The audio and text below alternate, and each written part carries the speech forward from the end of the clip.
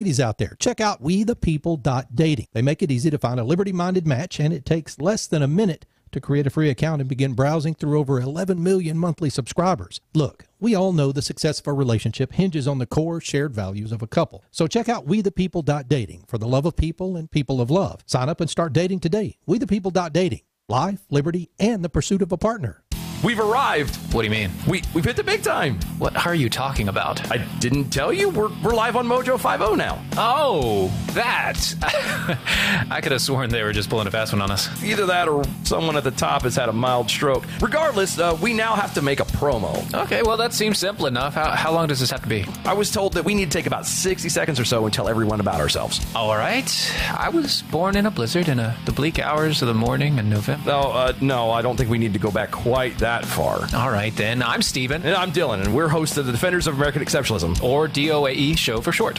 And we are live Wednesdays and Saturday nights at 9 p.m. Eastern on MoJo 50. We go through the politics of today and how it affects the culture and vice versa. And we try to bring it back to the Constitution and the principles above privilege. You know, I feel like there should be a shirt made with that on it. Yeah, we already have that. Oh, so don't forget to check us out. Defenders of American Exceptionalism live Wednesdays and Saturday nights, 9 p.m. Eastern on MoJo 50. Take the pain out of ordering your diabetic testing supplies with Diathrive. Diathrive ships the testing supplies you need directly to you when you need them. Best of all, with plans starting as low as $8 a month, Diathrive is probably going to cost you less than what you're paying today. Diathrive is so convinced that you'll love their service, they're offering your first month of supplies free. Simply type the code DOC, D-O-C, at checkout. Diathrive.com. That's D-I-A, thrive.com. Adjust your mojo now. Thank you.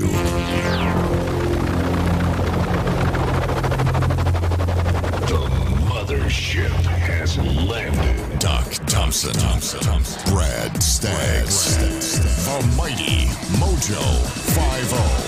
So, a lot of people on social media commented on Angry Doc the last couple of days. There's been a couple of Angry Doc moments, and then the speculation begins. Will there be Angry Doc today? What's Doc's mood? Mm-hmm. Makes me feel a little bit good that people kind of care about, what my mood is going to be. They're like, and then I realized it might just be that they're like living with abusive parents. Right. I hope he doesn't get angry at me today, walking on eggshells. Am I going to get kissed or kicked? Right, exactly. Right. How am I supposed to act to make sure he doesn't yell at me today? Right. It's very sad. Yes. So should I still feel good about that? Is that a good thing? I was taking it as love first. Keep them on the edge. Keep them on the edge? Keep them guessing. That's how you get people to do what you want them to do. And remember, I abuse them because I love them. Yes. That's an important distinction Daddy here. only hits you because he cares about you. Right, exactly. That's what I was always told. Right, that's the point. Mm-hmm. So I started thinking, what would be the easy way for me every day to just kind of let people know what my mood is? Right. So they don't have to guess. And I thought maybe not daily, or maybe it is daily. Mm-hmm. We could just throw out what our mood is via a movie clip. Right. Because I think that sums the entire thing up. A picture's worth 1,000 words. Okay. A movie clip is worth some words, too. All right. Yeah, so I thought that makes sense. And I would say today, if I were to describe my mood with a movie clip, it would probably be... Once again, the eyes of the nation have turned here to this tiny village in western Pennsylvania. Blah, blah, blah, blah, blah. There is no way that this winter is ever going to end. As long as this groundhog keeps seeing his shadow, I don't see any other way out. He's got to be stopped. And I have to stop him. Yeah, it's kind of being sick, the never-ending day. And over and over right. and over. And a little bit of this for you guys, which comes a little later. So how I feel? I've come to the end of me, Rita. There's no way out now. I just want you to remember we had a beautiful day together once. Come to the end of me. There's no way out. I just want you to know we once had a beautiful day together. That's it really just is the illness talking, because today it was a little dead man walking. I started to go with the Green Mile too. So I can understand that's that how I as am well. today. By the end of the show yesterday, blah, blah, blah, blah, blah. It's never going to end. Right. Not as long as Brad keeps seeing his shadow. Nope. Every day it repeats. So, I mean, how you feeling today? Do you actually have an offering, something you could throw out there? I can summarize my mood in a movie in this way. I'm tired, sick and tired of love. I've had my fill of love from below and above. Lily Van Stupp, ladies and gentlemen. Well, and I'm not sure I've had my fill from above yet, but maybe I have. But you are loved. Here's what's interesting. I'm full of it. Yes. Here's what's interesting. I'm full. Both of our clips had a Phil in them. Yes, they did. And then Phil has a movie clip himself. I have one this morning, yeah. Ron Phillips. Yes, thank you. I get out of bed every morning, and here's how I feel today. I feel the need for speed. There is no way I see him drag in here. That's a lie. Wait a minute. That is a dirty lie. That's a drug reference. Oh, and, is it? And did you bring any for I the feel rest the of the need class? to get stoned. Oh, maybe then I believe it then. Okay, I didn't realize that. If you have some, I'll take some. Yeah, that's interesting there. So I just hashtag my movie mood. And if you've got, you want to share what your movie mood is today? Boom, I put a hashtag my movie mood. I don't think the jackholes have it in them to come up with a good line. I really don't. I'm not sure that any of them. And the challenge was thrown down. Oh, everything is a challenge. It was already there. The gauntlet is there. I would never do that. So this is what I don't understand. They're shocked. They're actually shocked by what I'm. In fact, we all regularly are shocked by various versions of what I'm going to share with you. The Capitol Rotunda of the state of Illinois has the traditional nativity scene up this year for Christmas, and they have a menorah for Hanukkah, and they have a satanic sculpture. And we're shocked that that's a thing. Yeah. It's an arm holding an apple with a snake coiled around it, and it says, a gift from the Chicago branch of the Satanic Temple, and it's called Snaketivity. And there's a sign that says, knowledge is the greatest gift. And it's kind of an F you to Christianity. Have a nice day. That's what it says at the end of it, doesn't it? Right. And have a nice day. So we've seen these before. Yeah. Right. In fact, there's these displays have popped up the last couple of years all over. There's a similar one to this in the lawn of the Michigan Capitol, or has at times. Outside of the Arizona State Capitol, I think it was last year, there was that goat-headed creature named Baphomet. No, Baphomet. Baphomet.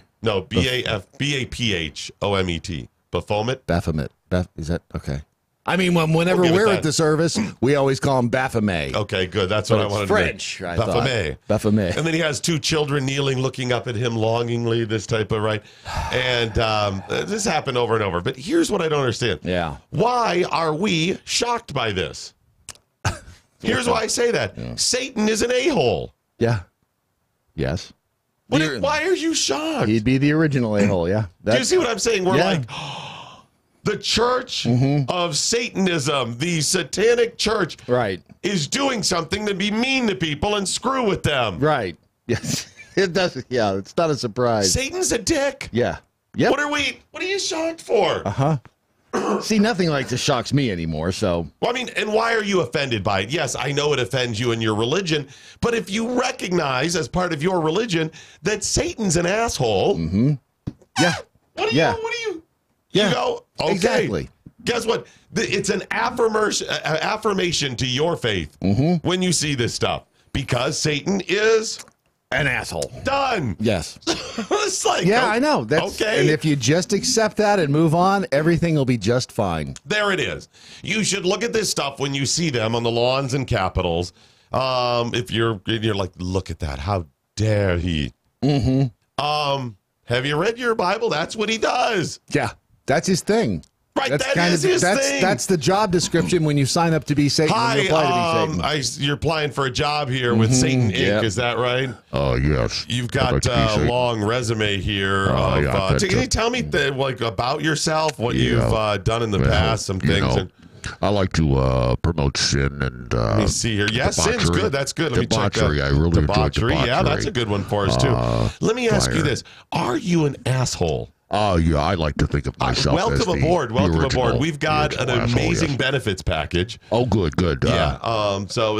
Do you have dental? Because I'm really concerned with dental. No, we don't. Sorry. Doggone it. I can, as long as it pays enough, I can buy my own dental. Well, and the reason is we're incorporated in the UK, so there's. Oh, I see. Yes. Well, I actually enjoy pain, so I'm not really all that concerned. Yeah. This. I think this will work out well. So you got to kind of understand that. Yeah. And here's the other part of it. See, if you stop them from putting stuff up, then eventually they're going to stop you from putting your stuff up. Yes. Not just your displays. See, if you start saying, as douchey as they are, you can't do those things, they are going to then say, you can no longer have a church and worship. Yeah. And then the government says there is no religion. And before you know it, Sig Heil. Yeah. Everything. You know who loved the Church of Satan Thomas? Oh. Hitler. He did. Yes, he did. You know, he. Yes, I almost said Scientology. I'm pretty sure it's the same thing. And you know why Hitler couldn't drink tequila? Why is that? He was a mean drunk. Hell. Thank you. Be here all week. Just so you know, the satanic church just called and they're like, listen,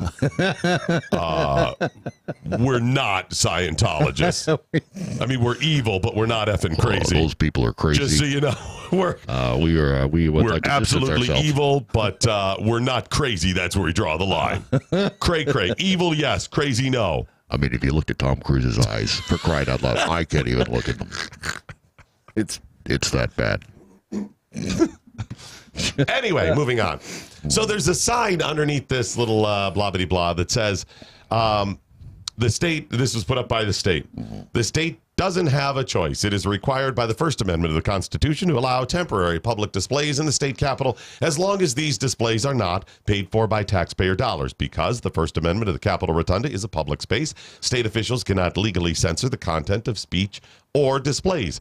The Supreme Court of the United States has held that public officials may legally impose reasonable time, place, and manner restrictions on regarding displays and speeches, but no regulation can be based on the content of the speech.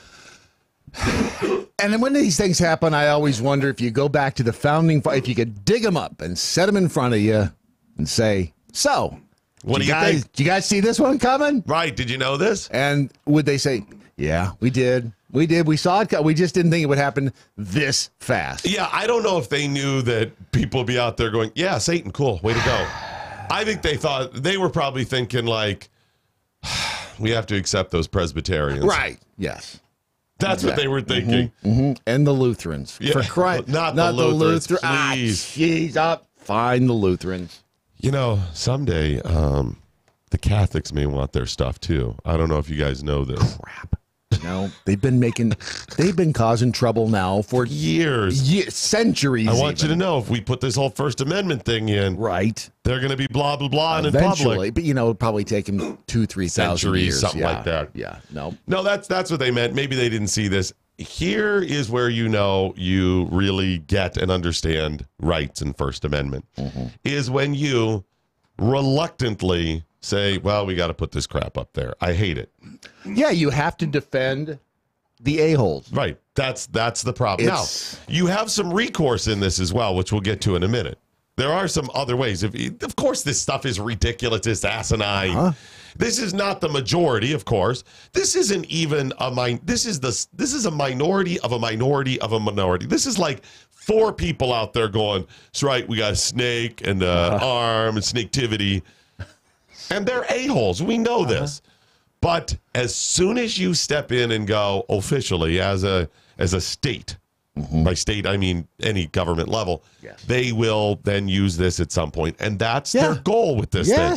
This is essentially the Westboro Baptist Church. They're trolls. They're trolls with this. But if you're not careful, they are going to use this to infringe your rights, which is the far greater concern. It's a trap. By the way, they put up a GoFundMe page to pay for the statue. Really? How much their goal? How much? $1,500. Well, see now. Okay, there's the fail. They should have easily doubled that. I mean, $1,500 for a sculpture, for a statue like that. That's No, but it has to be an obtainable goal. Yeah, but $3,000, that's obtainable. How much have they got so far? Dude, there's like 4 people, and they're all drivers for Domino's and Pizza Hut in various places in America.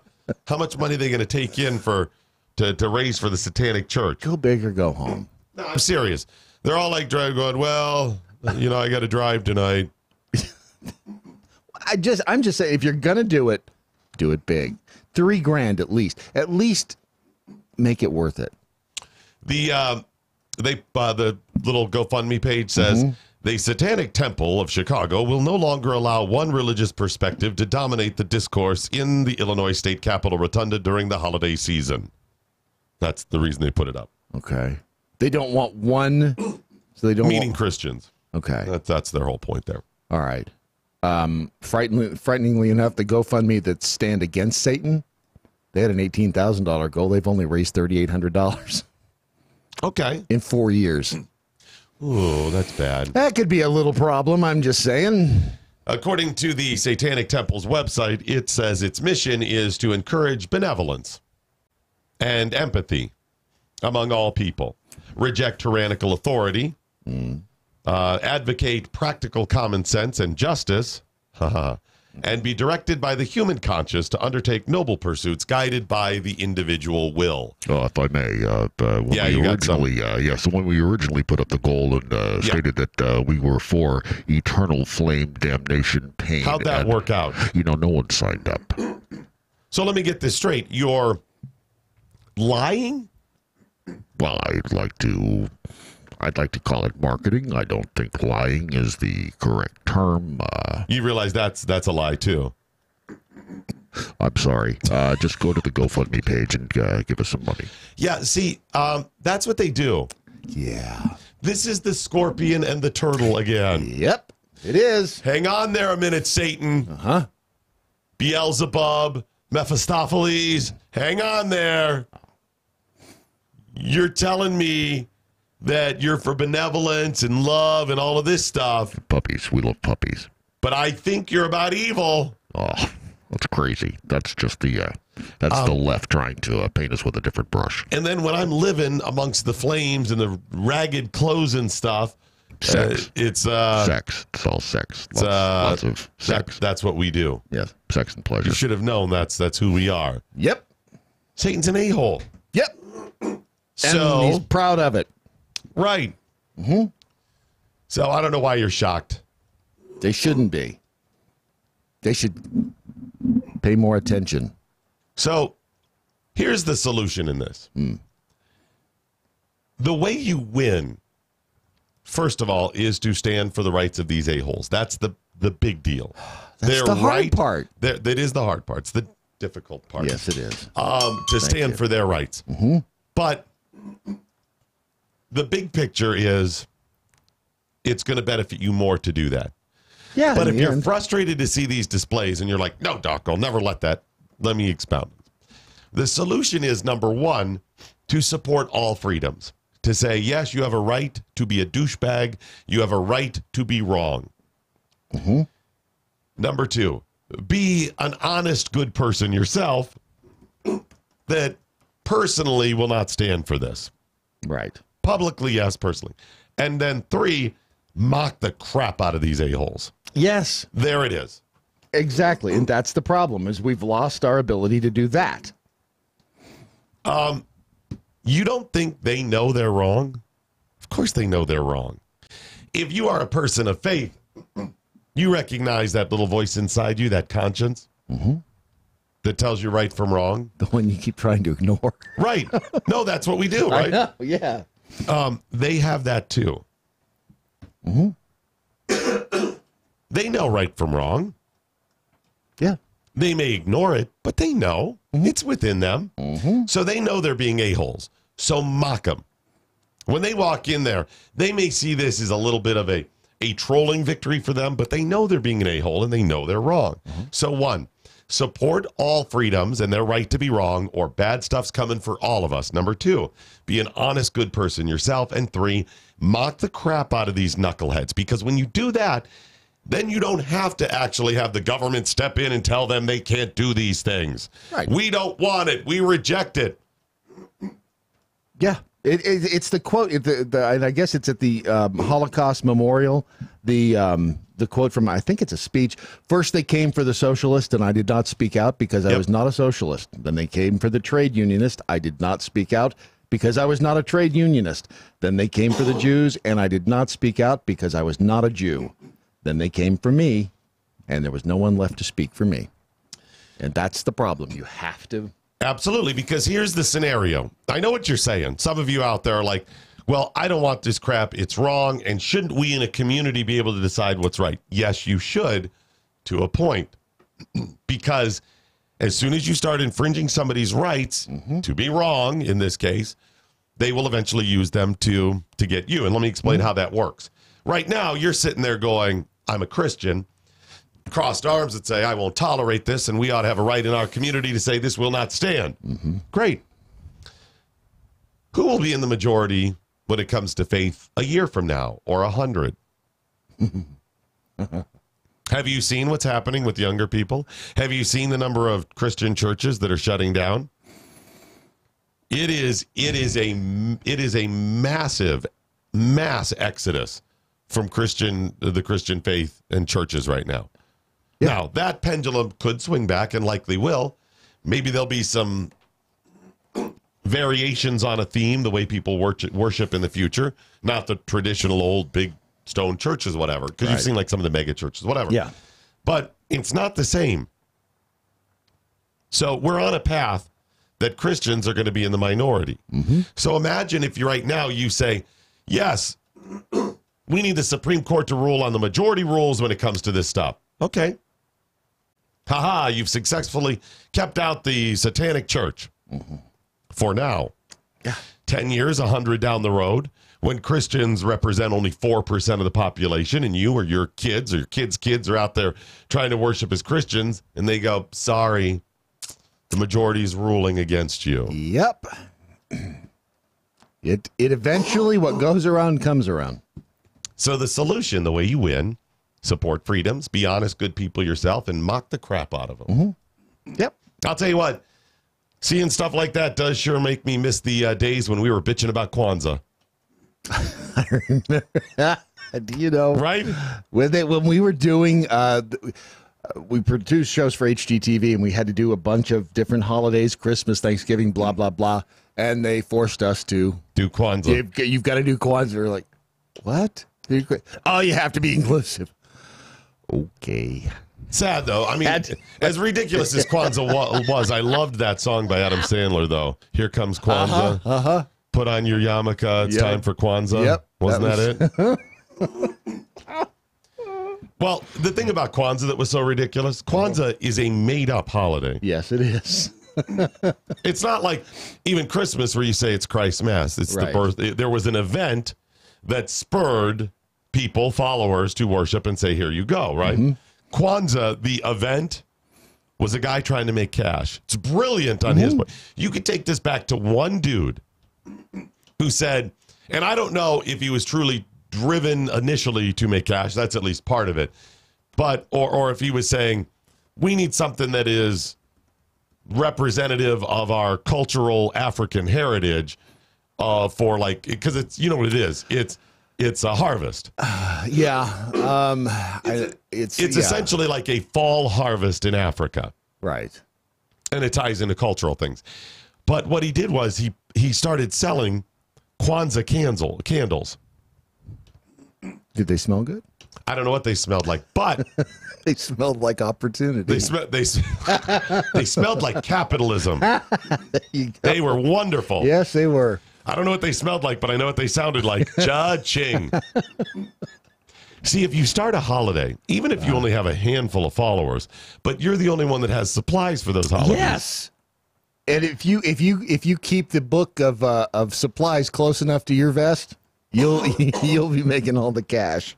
It's hilarious, and it's grown and grown and grown. So, has it topped off now? I haven't heard from it a lot recently. I mean, you still see references to it every now and then, and there's a whole generation of people that have been born since then who they've known Kwanzaa since they were born. You know, Sweetest Day. Sweetest Day? See, you're from the West and then in Tennessee. In the Great Lakes region and on up into parts of the Northeast, there's also a holiday people celebrate called Sweetest Day. Is that a U2 song? I don't know. Day? I think it is. Okay. Those of you, are you saying Swedish Day? I No, thought sweetest. Okay. So what it is I would give you a gift and a card and stuff because you're my sweetest. Oh, Well, I mean, if you were. That's the creepy. sweetest thing, U2. Yeah.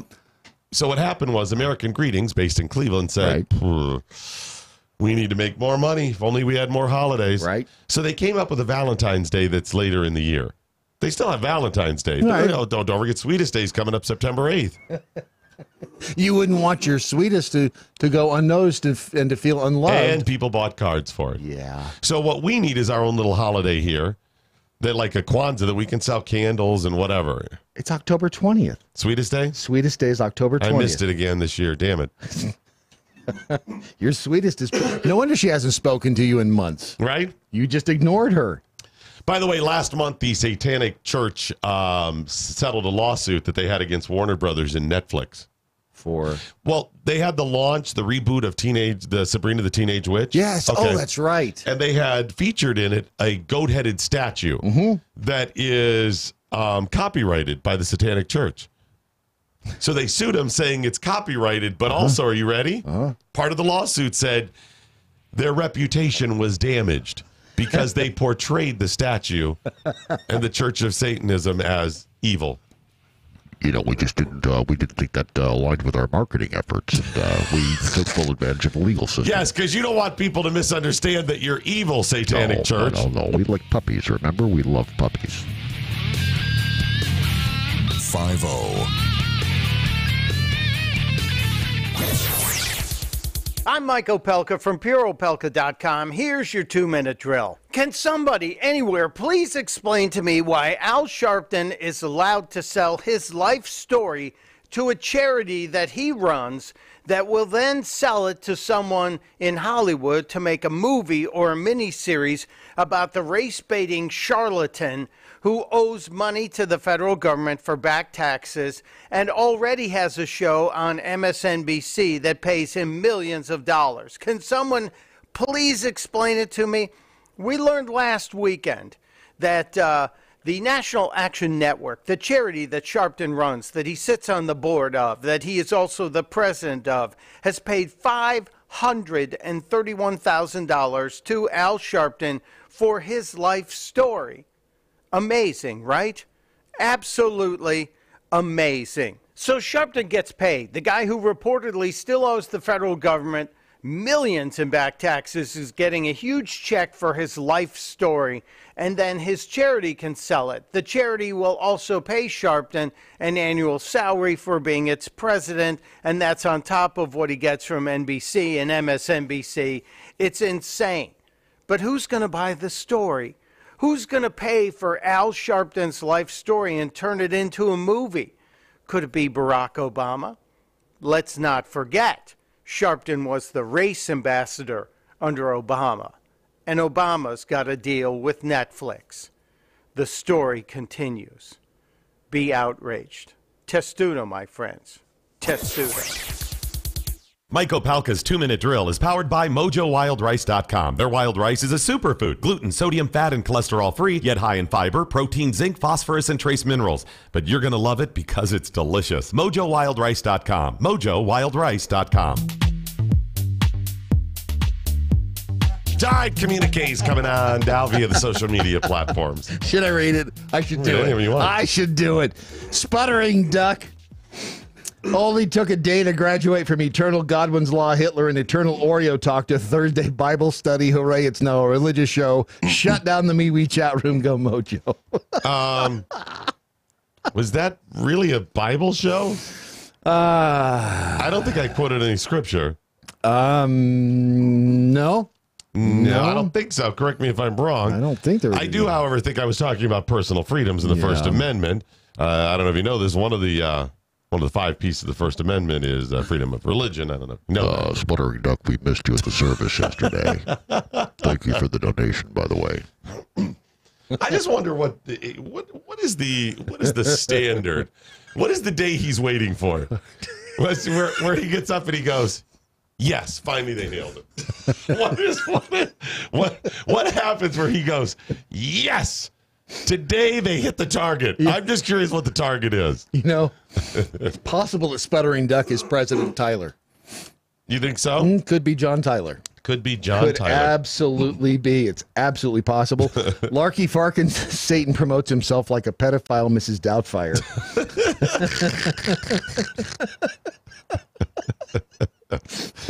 He really does. Let's see. 1023rd, 1024th, Coopersville J.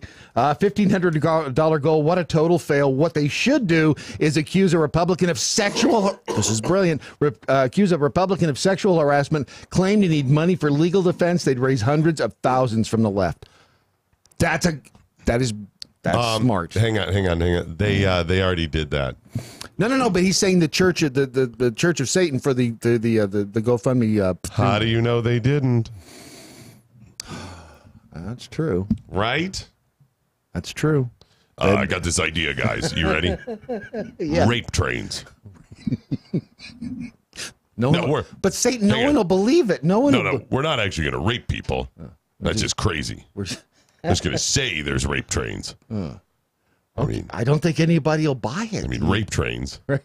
That's right. I got to tell you, no one's going to buy the rape train, even from Satan. Unless they're bat crap crazy. That's it. In other words, I'm talking Scientologists. It only took us 250 years to get here. I can't believe we did it this fast, but we are. So, get those communiques in. It's at Doc Thompson Show, at Real Brad Staggs, and at MoJo 50 Radio.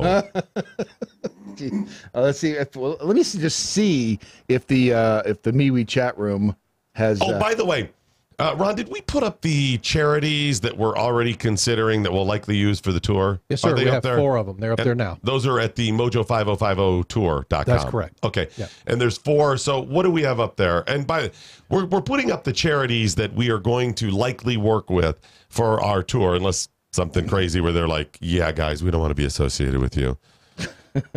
It's possible. And that's fine.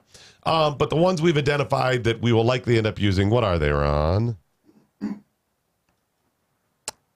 See, his name's not Ron. He's not. Yeah, no, I'm sorry. Oh, it is Ron. I got a little button push going on. I understand my confusion. Folds now. of Honor. That's Folds of Honor is also. That's headed by Quick Trip. Oh, Quick Trip, the guest. Now, right. Folds of Honor, if I'm not mistaken, funds scholarships for dead veterans' kids. Correct. The kids of dead veterans. Yeah, to educate the loved ones in need of support. That's okay. Correct. Yeah. And then what else? 22 Kill. Good. Jacob Schicken is yeah. in his group. Good group. Yep. Mighty Oaks Warrior Program. That's a good one. They're based here in Texas, I believe, and that's the one that Alan West mentioned yesterday. I've interviewed those guys, and they're solid. Mm-hmm. Right, and then the one we added this morning, Veterans Community Project.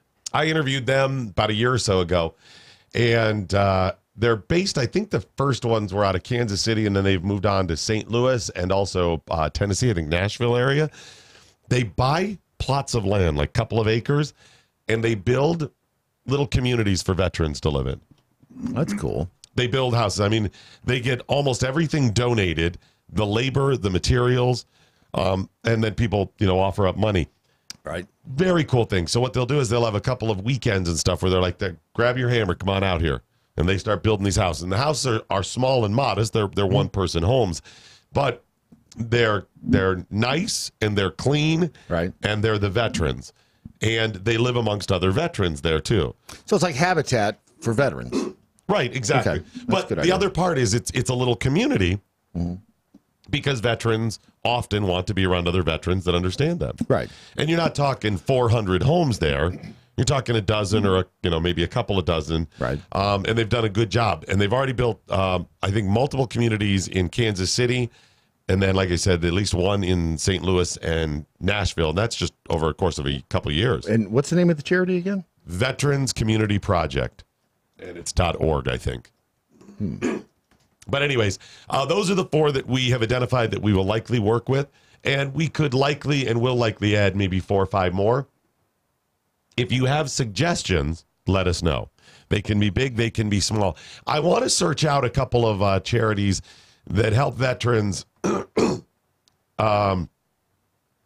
get help in non-traditional ways, the non-traditional therapies.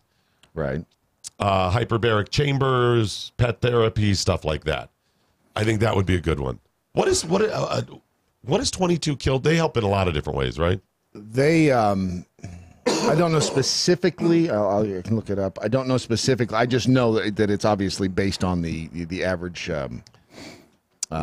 The average number of who commit suicide each day, and that's just an average number too. It's likely to be very high, or much higher. So, anyways, if you have any others that you're like, hey, I've got a great one, let us know. You can email, you can go to the website, you can post on social media, and just keep yelling until we address it. If we miss it on social media. We want to work with a bunch of different veterans charities because there's a lot we believe in, and there's a whole lot of them out there that are trouble.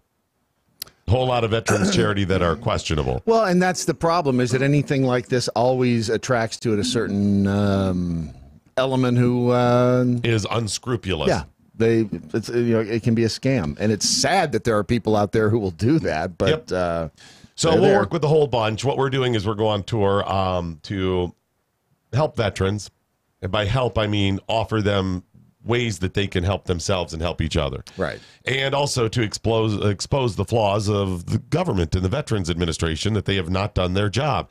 So it's we're going to be on tour 50 days, broadcasting in all 50 states. So 50 days in a row we will host shows, and then get in the bus and head on down the road to the next state. It's a grueling schedule, but it is truly the least we can do. We'll start that off on or around Memorial Day, go for 50 days straight, and that is 2019. We need your help to identify veterans charities, and if you can help along the way at all. We need a couple of really solid title sponsors. The budget for this, which is, by the way, incredibly low, keeping it low, is around six figures. Right, yeah. And I was going to point out that somebody said, well, you're not doing this. I mean, you're not doing this on weekends, too, are you? Yes. Yes. Every single day for 50 straight days. So at the end of it, no one's ever done anything like this. It's not even close. And we're taking the over-under on who shoots who first. Right. There'll be some side bets on that, some side action, which will also go to benefit veterans. Now, what we'll do is everything we bring in from, sponsorships and title sponsorships and location sponsors, 50% right off the top goes to these veterans charities. Right. Nobody's ever done that either. So the expenses will be taken out of our portion after we give to the veterans. That's right, and we anticipate at this point sharing equally amongst the veterans groups that we exactly. support. We'll spread that stuff around because we know that'll do the most good then.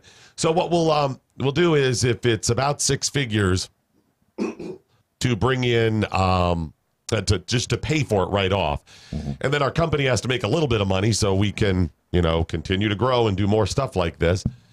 It's going to be a couple of title sponsors, probably around $75,000 each. Right.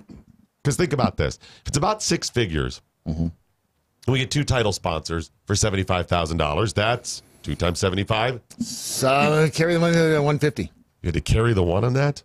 $150,000. Great.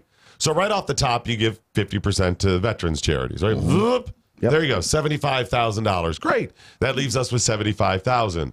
That's a negative 25 on the expenses. You see what I'm saying? That's just one of the expenses. Right. Yeah. Right. Because we've got some other side ones. Yeah. Right. So, I mean, all total, it'll probably be, $100,000 for the bus and gas and driver and whatever else. And then minor things here and there, maybe some other, but that adds up pretty quick, right? Be nice if we get Chevron to sponsor part of it. Then we can cut that down. Yeah. And we're working on something, getting some. Quick Trip, right? Since Folds of Honor, is it? Please listen. Email Quick Trip on our behalf, please. Before we haven't reached out to them yet, we will, or any of these others that and then we'll have title sponsor or location sponsors around just over $3,000 per location that we stop at. So you go 3,000 times 50. Brad Staggs, go 150. Right. I'm seeing a theme. They're all going to be 150, aren't they? No, they're not. I'm just trying to play it out there for you. Gotcha. So between those two, we would be able to give a sizable amount to veterans. Right. And then also pay for the bus on the other end and keep a little bit to keep our lights on and stuff around here. And that's the goal. Do we get to keep the bus at the end? No, we do not. In fact, one of the reasons why. So every day you have the bus, every mile you put on it racks up expenses. So we have tailored this trip to keep the cost low as well, because, again, then more goes to veterans on top of this. This is who we are. And the reason I'm laying this all out is we're really trying to be transparent in this stuff, unlike a lot of other companies who will ask you for money, who will ask you for money for them or tell you that they're in this for this noble cause, freeing people around the globe or whatever, but they're not telling you what their expenses are. Oh, they'll lead with how much money that you have donated, giving themselves the credit for it. You have donated. I'm going to just continue to tell you about the money that you've donated and the good we've done with it. Great. How much more could you have done if you were fiscally responsible? Yeah. Well, there's that. I mean, not that anybody would ever do that. I am telling you, and I hope you will do your research and figure it out, that you need to look at these different organizations that are telling you this stuff, and I'm telling you, many of them are scamming you. So we're going to be transparent with this thing. So what we need, some title sponsors, regular sponsors, you know, just generally for this platform. Right. And then location sponsors. If you go to MoJo5050tour.com, all of the tour stops or cities in each one of those states is laid out. Those are tentative. It's an outline. But if you have a bunch of money for veterans and help us grow this thing, we can make a detour into your city.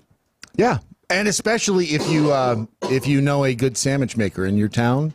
I mean, the power of a good sandwich. Just you know what's ironic about that statement is several people have filled out the form and said, you know what? Here's how I can help. I want to volunteer in the city, and I make damn good sandwiches. That's awesome. Well, and the good thing about this, guys, what we've laid out for the tour and the way I've told you that structure, that's literally step one. We have to get that backbone or infrastructure in place so we can build the rest of this out. I think you know us and have listened long enough to know we're pretty clever and creative people with stuff and how we can work it. For that one guy. That one guy that is part of our team is terrible. He's a moron. We'll just generically refer to him as Tom. Yeah, I mean, if we could. His name is Tom, but anyway. Other than that. So we'll just, once we get that in place, though, we'll be able to put some other things in place that will raise money, more money for veterans, and then also will expose the Veterans Administration, allow us to challenge them, get the word out. But we got to get I'll give you another example. Once we lay this structure out and lock in the tour stop. So we're going to stop at Pete's House of Flapjacks in Nashville, let's say. Love that place. Right. Love it. And then you go, whatever. Once we know where we are, then we can promote this also over at other channel on Spoonie. Yes. Yeah. And say, hey, Spoonie, food lovers, why don't you help out on a different scale, and we'll stop by your restaurant. And if you make sandwiches, come on down. So each stop will be a mini little circus. Right? Yeah, it'll be definitely. Oh, it's going to be awesome. We could be your car dealership, your restaurant. Hell, if you want to put up the money, we'll come to your house. Yes, we will. I don't care. You got room for the bus? How do your neighbors feel about that? You know what? I don't care. We'll peek in your windows. You got the money? We're good to go. We'll stop there. Yeah, whatever it takes. Whatever it takes. It's all laid out there. And MoJo5050tour.com. Right. Sorry to interrupt. But where we can use the help is generating the excitement around where we're going to be for that day. Yep. By excitement, we mean strippers.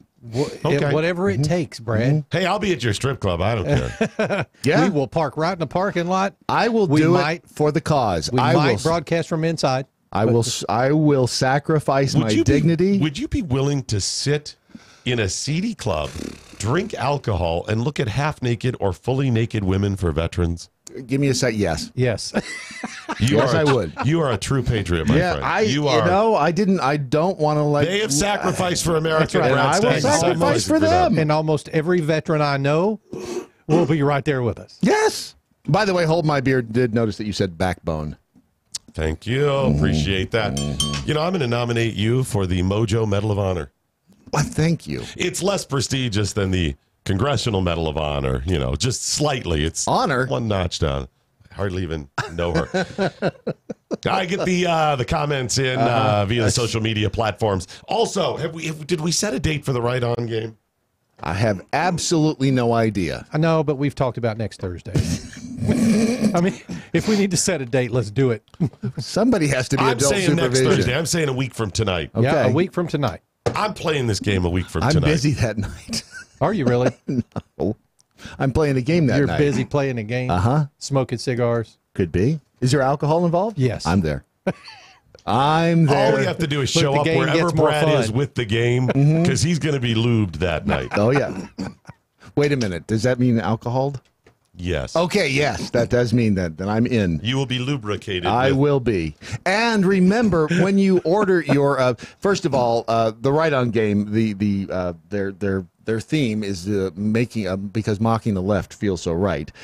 And here's the thing. That's like a political left and right thing, too. Yes, it is. I see what they did there. Here's the thing. The cards, and you can go to rightongame.com, and you can see exactly how to play.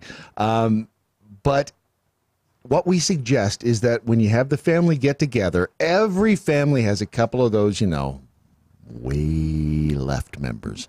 So you start playing the game, but you don't tell them exactly what the game is. And before you start playing, you set up your phone so you're videotaping the entire event and just watch the look of surprise or realization creep slowly across their face. Wait a minute. They're mocking the left. And I say this because for the best video, and again, we'll tell you where to send them and all of that. For the best video that we get of that, you're going to get a really cool prize, which is, Ron, tell them what they won. That would be one Amazon Echo Show, which is the Amazon Echo, the Alexa, that's got the little digital screen on it, and a $25 gift card from Amazon. Fantastic. So what is that again? What is the The thing? Amazon Echo Show. It's really cool. What's the other thing? The other unit you said? No, it's that. That is the unit. That is your The unit. Echo? The Echo Show. It has a screen on it now. It has a digital screen. Did you say Alexa? Yes, Alexa. Alexa. I see what you're doing there. Alexa, what time is it? There you go. It's time for MoJo 50. Oh, by the way, I just was informed that you have no idea, Brad, what your schedule is next Thursday night, but you're free. Did my mom call? Yes, she did. Okay. Alexa, buy advertising at mojo50.com. Alexa, order soap. Alexa, buy chinos from the Gap. Alexa, tell me 3 interesting things. Dude, there are echoes going off all over the country. Alexa, what's the weather? Alexa, play Led Zeppelin. Loud. Volume up. Volume up. Is that what you say? Yeah. Louder, Alexa. Volume maximum. Alexa, volume maximum. Alexa, call my mom. You know what time it is everywhere. Yep.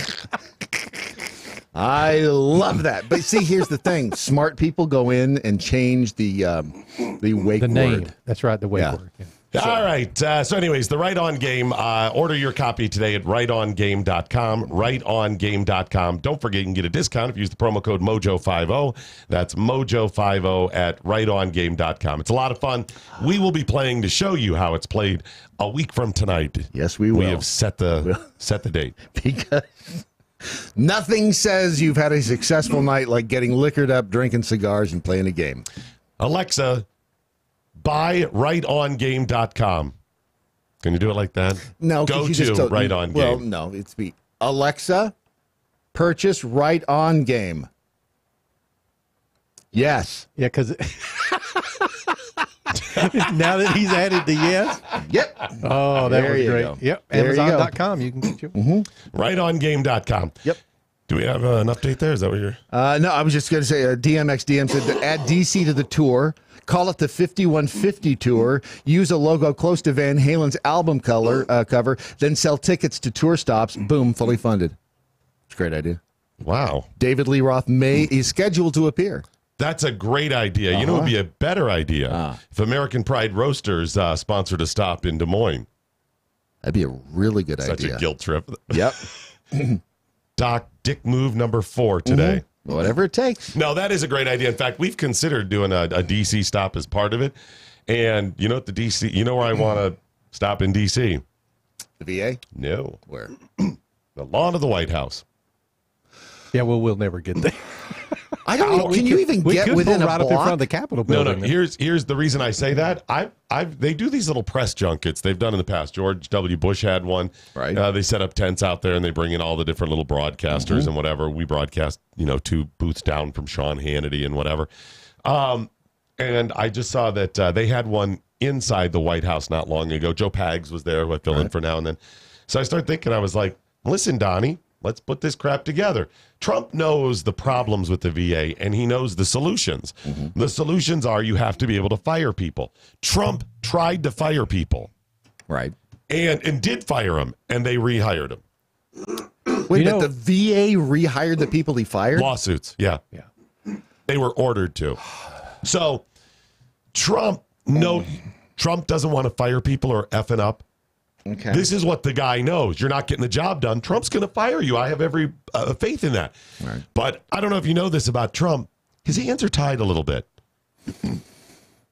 Well, if that's the case, if they can just turn right back around and hire themselves back, then... Right. Yeah. So what he has to do is change that entire system. Right. It's not easy to change that when you've got all this other crap going on and the media who is constantly telling people how horrible you are. Right. So let's get him on this thing. We can be the spokesperson, to kind of change the Veterans Administration. That would work. That would be great. Oh, by the way, Larky Farkin did a great idea. Alexa, what is pi to the 500th decimal? God. You're welcome. You're welcome. That's funny. Somewhere. Hey, I have a migrant caravan shelter update. Oh, good. You know the shelter? Yes, I do. You know they had to shut it down. The one in Tijuana.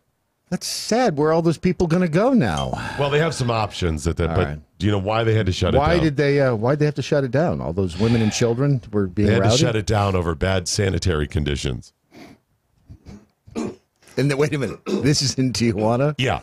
Wow. It must have been really, really bad. Right. Yeah. Okay. They moved it, the remaining migrants, to a new government-run facility that's even farther from the border. Mexico has done that. And they had to. They said the sanitary conditions at that stadium that they were in Tijuana was just too bad. It was disgusting. So they had to move them into the Donkey Show building? Right. When you're telling me the sanitary conditions that the city of Tijuana is like, wow, damn. Right. That is... I think that answers our questions about where they're pooping.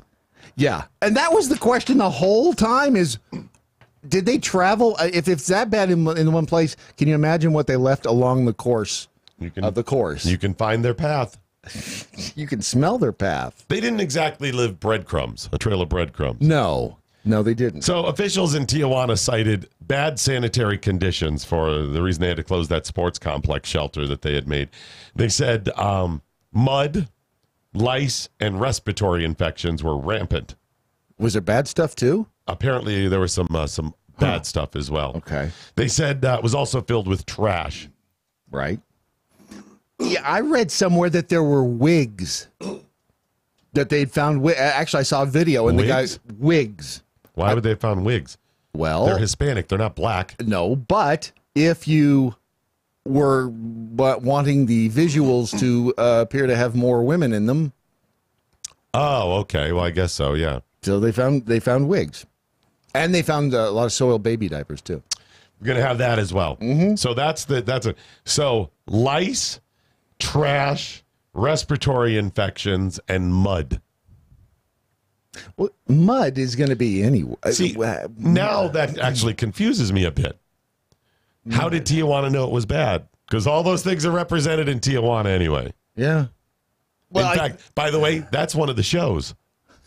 The mud, lice, trash, and respiratory infection show. I think what it was is all of the donkey shows were pissed off that people were getting the show for free. Is that it? Outside of their theaters. All they had to do was start charging tickets. Yeah. Buying tickets, make people charge or pay to get in. So, welcome to the Mud, Lice, and Respiratory Infection Show. Welcome. I'm so happy to be here. I can't wait for the show to start. Yeah, I mean, what were your expectations about a show in Tijuana? What were you expecting? You know, I just knew it was going to be something different and exciting and edgy. It is. Yeah. You know, we don't have a donkey here, right? That's a different show. No, I was kind of hoping for the donkey. I mean, why? Yeah, no, that's a. We're the Mud, Lice, and Respiratory Infection show. Without the donkey, Yeah, Well, that's next door. I don't know if that I want to stay for the. Yeah, I understand or whatever. We're hoping to get a donkey some point, but at this point we don't have. Do you have a banana? Okay, the banana show is 3 doors down across the street. You know, I think we may have wandered into the wrong theater. Let me ask. We do have a lady that does trick with ping pong balls, though. We can stay. We've got a few minutes. I think that we can probably just hang up here for a couple of seconds. We've incorporated that into the. Does she juggle? Is she a juggler? She does not. She does that. That's to the left of us out front there. You just head across there, whatever. Juggler. All right. So the ping. It's an interesting show. It is. I mean, we've managed to incorporate that into the mud lice and respiratory infection show. We just ping pong balls ended up getting kind of long in the sign. I can understand that. There's only so much room you can put on there. Now she can juggle lice and ping pong balls and mud. Now you got something. We've considered something, and we've just been, kind of getting the perspective of potential patrons of what they would want in the future. All right. So let me run this by you. Right. This is something we've talked about at the highest levels for like a year and a half. Mm-hmm. Okay. Now, mind you, nobody knows about this. This is a very well kept secret. Okay. All right. Okay. We're considering merging with the Banana Show. Okay, and we're going to call it Banana Show Media. I mean, we're the mud lice and respiratory infection show, and they're the Banana Show. Won't that kind of cannibalize? And we'll cannibalize who? I mean, it's going to cannibalize one or the other. Aren't you kind of cannibalizing each other's audience there? I mean, you've got certain people like just bananas, and certain people want. And they'd all just come to the same place then. Yeah. But what we'll be able to do when we do that, cut expenses, because we'll only have overhead, which means we'll have to fire people, so it'll be profitable still. You're not firing Esmeralda, are you? Because Esmeralda, she with that thing with the... Please. Okay. She's one of our stars. Oh, good. For now. Okay. So what do you think? Is that something? Would you still go? If... Oh, wait a minute. This just in. The Banana Show people have shut us down. They're not interested in merging. But the Donkey Show is interested. Okay. You've got something there. You've got something there. I might be interested in that if you can tell me more. I can't tell you more. It's a highly kept secret. By the way, Esmeralda has quit. She just we had not told her, and she just offered that up. Going down the street. Alexa, blue waffle.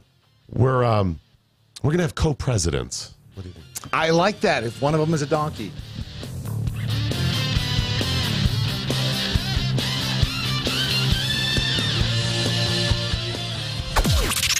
This is the seditious, rabble-rousing, liberty-loving, home of fun, entertaining, and compelling talk. MoJo 50. News this hour from townhall.com. I'm Rich Thomason. Well, apparently the bloodletting isn't over yet on Wall Street. Stock futures sharply lower this morning on the heels of Tuesday's dramatic sell-off. The market is worried about a flare-up in the U.S.-China trade dispute following the arrest in Canada of a top executive of Chinese tech giant Huawei. Meng Wanzhou is accused of violating American sanctions on Iran and could face extradition to the U.S. China's reaction, the BBC's Stephen McDonnell in Beijing. China's Foreign Ministry spokesman Geng Shuang says his government has received no explanation for her arrest from either Canada or the United States. He added that detention without giving any reason is a violation of a person's human rights. The daughter of Huawei's founder was reportedly taken into custody last weekend. And China is demanding the woman's release. Following a 3-day send-off in Washington, President George H.W. Bush's remains back home in Texas now, and his family says he's ready for a reunion. George W. Bush remembered his father in later years watching reruns of cop shows with the volume cranked. All the while holding Mom's hand. And after Barbara Bush died, Dad was strong, but all he really wanted to do was hold Mom's hand again. His voice wavering, the younger President Bush said the family can smile knowing their dad will be back with Barbara today when he's buried in the same family plot next to her and their young daughter. Sagar Meghani, Washington. A Marine refueling plane and a fighter jet crashed into the Pacific off Japan's southwestern coast after colliding early Thursday. Rescuers have found 2 of the 7 crew members, one of them in stable condition. And looking at the Wall Street numbers right now, Dow futures are down about 453 points. NASDAQ futures 166 points lower. More on these stories at townhall.com. Never Forgotten Apparel is more than just a premium women's and men's clothing line. It's a movement to remind us to wear American-made and serve those who serve us. Our heroes. Never Forgotten Apparel gives 20% of their total sales to nonprofits that support homeless veterans and off-duty firefighters, and 50% to individual veterans and firefighters in need nationwide. Check out neverforgottenapparel.com. Use promo code MATT, M-A-T-T, and get 15% off your purchase. It looks like you're losing. I am. Are you losing weight? I am losing. I've lost about 10 pounds. How are you doing it? Funny name, but I've done it with Riduzone. RIDUzone.com, and the stuff works. It's, you get into all that, the molecule this and the found in that. All I can tell you is it makes you feel full, and it keeps your mind off of wanting to overeat. And also boosts your metabolism, so you're burning more. Yeah, Try it today. It's going to work for you like it's worked for Brad and countless other people. Riduzone.com. RIDUzone.com. This is Tim Barton from Wall Builders with another moment from American history. Alexis de Tocqueville, a political official from France, traveled to the United States in 1831 and penned his observations in the now famous book Democracy in America. Being from France, what he found in America was completely unexpected to him. He reported, upon my arrival in the United States, the religious aspect of the country was the first thing that struck my attention. And the longer I stayed there, the more I perceived the great political consequences resulting from this. In France, I'd almost always seen the spirit of religion and the spirit of freedom marching in opposite directions. But in America, I found that they were intimately united and that they reigned in common over the same country. De Tocqueville recognized that it was biblical Christianity and the morals it produced that made America great. For more information about Alexis de Tocqueville and the positive influence of Christianity in early America, go to wallbuilders.com.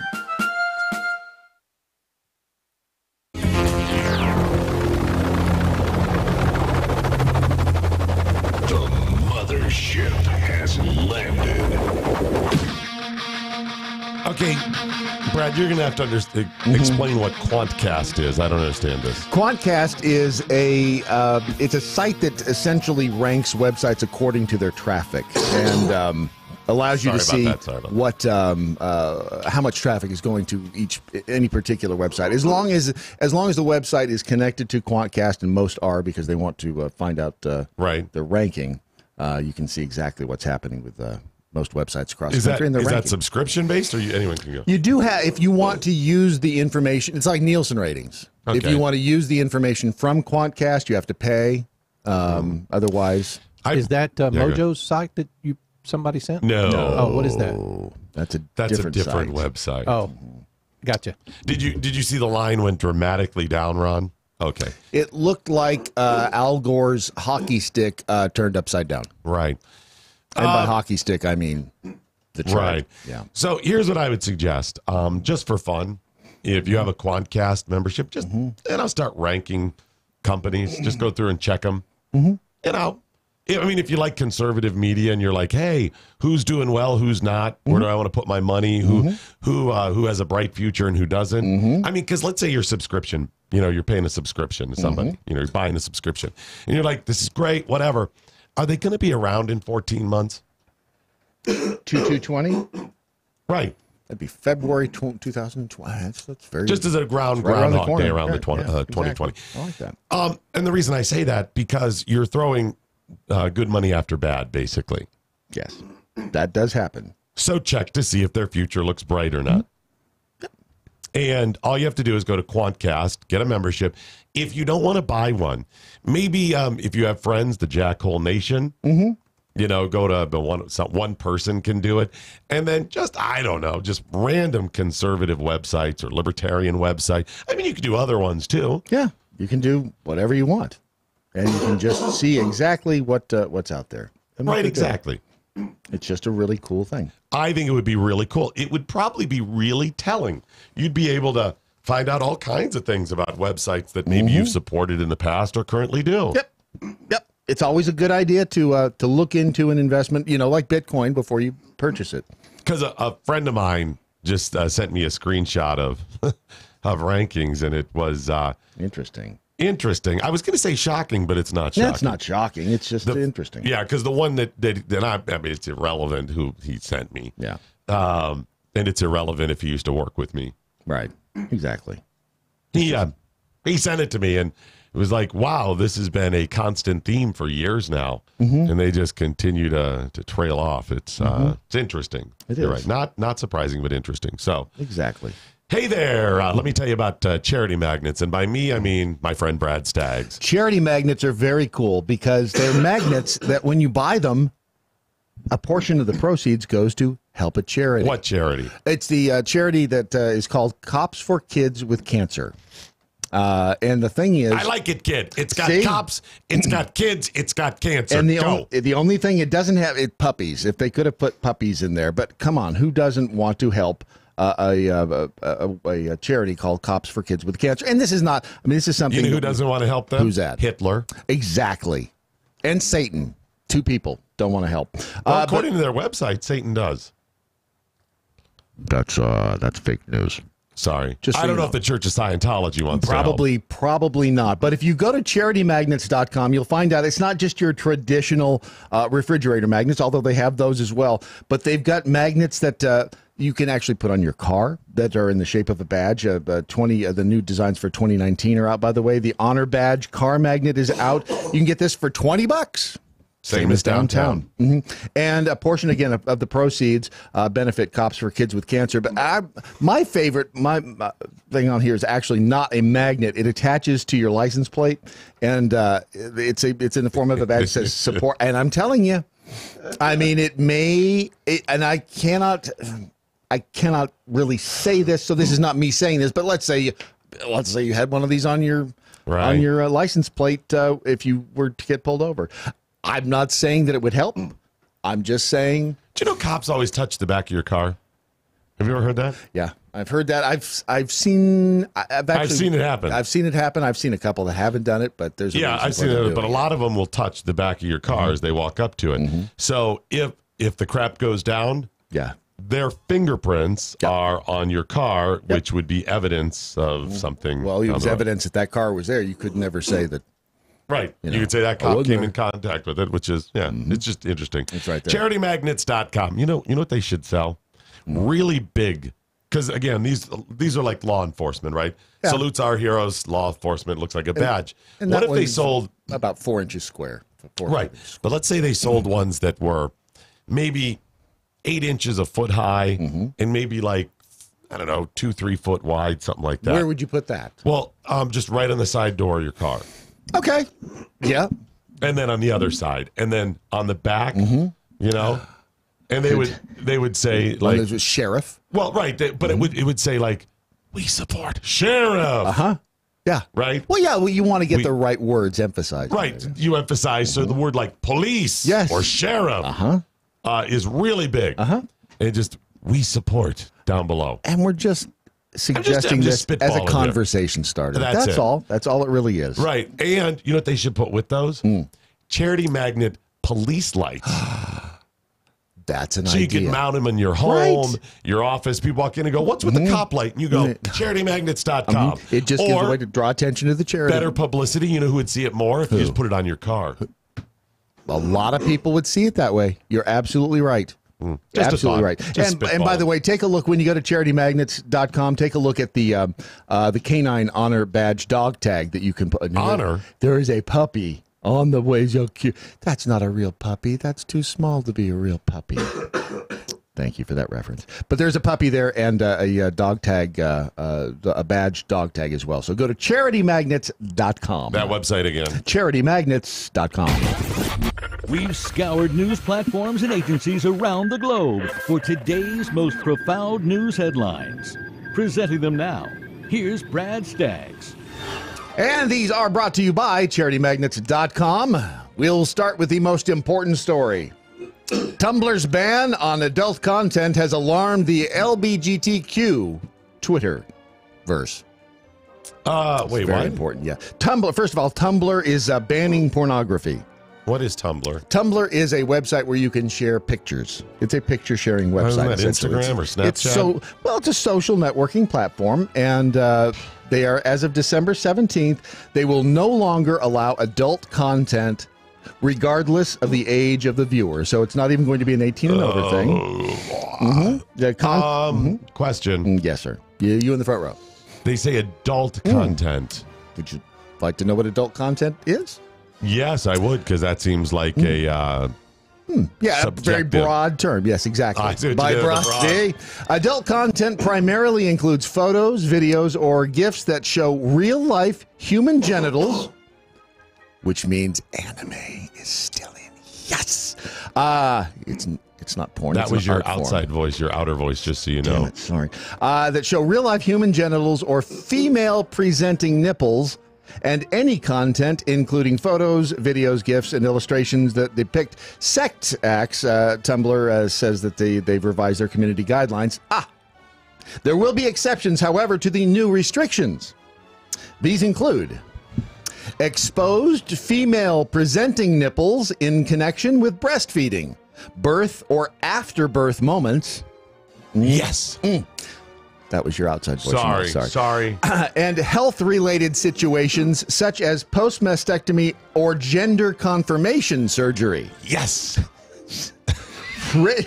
Written content such as erotica, nudity-related or we're good then. Excuse me, nudity-related to political or newsworthy speech. Well, listen, my viewing habits will not change then. I will not be affected. And nudity found in art, such as sculptures and illustrations, are also stuff that can be freely posted on Tumblr. So if you get off on Matt naked Locke's viewing habits have not changed at all. No, either. it'll be not just affected. fine. Right. The LGBTQ angle to this is bestiality still allowed? Is that they don't mention bestiality. I wish there was a clarification, especially for. Ron Phillips over there. It's been an online resource for the porn, LGBTQ, kink, and queer artist communities since its founding in 2007. Twink or kink? Kink. Porn was permitted historically on the website, but censored with filters like its safe mode. Listen, can we shelve that till later in the program? Absolutely. We'll say that. I want to explore that more. We don't have the time. We had headlines, but and there's something else I want to bring up about that too. So let's shelve the porn talk for now, and then we'll bring it back up and get into it later. I like that idea. Cool. Probably about 15 minutes. And we'll even tell you who bought it. All right, the next time you don't get what you want, you may want to keep it anyway. Or as I like to say, this will never happen to us, part 3. A North Carolina woman was given the wrong lottery game ticket. Damn it. She decided instead of she wanted the 777, or excuse me, she wanted the Carolina Panthers lottery ticket, but the clerk gave her the 777 ticket instead. She normally said she would have asked the clerk to exchange them, but she didn't. And when she scratched off the ticket, she had won $277,777. Yeah. Do you know how often that happens to me? Where the clerk, they're like, "Oh, you wanted that for next drawing," and they print it up, and I always go, "I'll take it." Yeah, see, because you think maybe this is God's way of telling me this is. But what then, I often say, "But I wanted that other one." My story would be, Doc kept that ticket, and his ended up hitting, or the other one. So I go, "I'll take that one too." All it is they get me to spend double. In fact, if I worked in a convenience store like that, if I owned one, I would just. Oh, I made a mistake. Do you want this one too? See? Done. Well, this will make you feel better. She only was able to take home $195,000. Did she win $700,000? No, $277,000. Oh, okay. But she only got $195,000 out of that. I mean, $195,000 wouldn't do you any good at all. Okay. It wouldn't change your life. Would change my life. Wouldn't change it at all. They lived happily ever after. Akihiko Kondo of Tokyo married his bride. He's 35, by the way. He spent $18,000 on the wedding in November. Married the love of his life, Hatsune Miku. Beautiful blue eyes, turquoise hair. She's a hologram. He married a hologram. Okay, can you just get to it? Is she hot?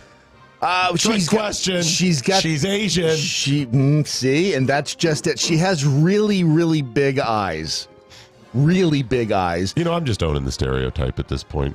Why not? Okay. Why not? Live it, be it, and own it. His parents did not attend. He did spend $18,000 on the ceremony, and the only thing that they could say was they believe the shape of happiness and love is different for each person. You know, as long as he loves her, that's all that really matters. I just realized parents have always had kind of a PR firm.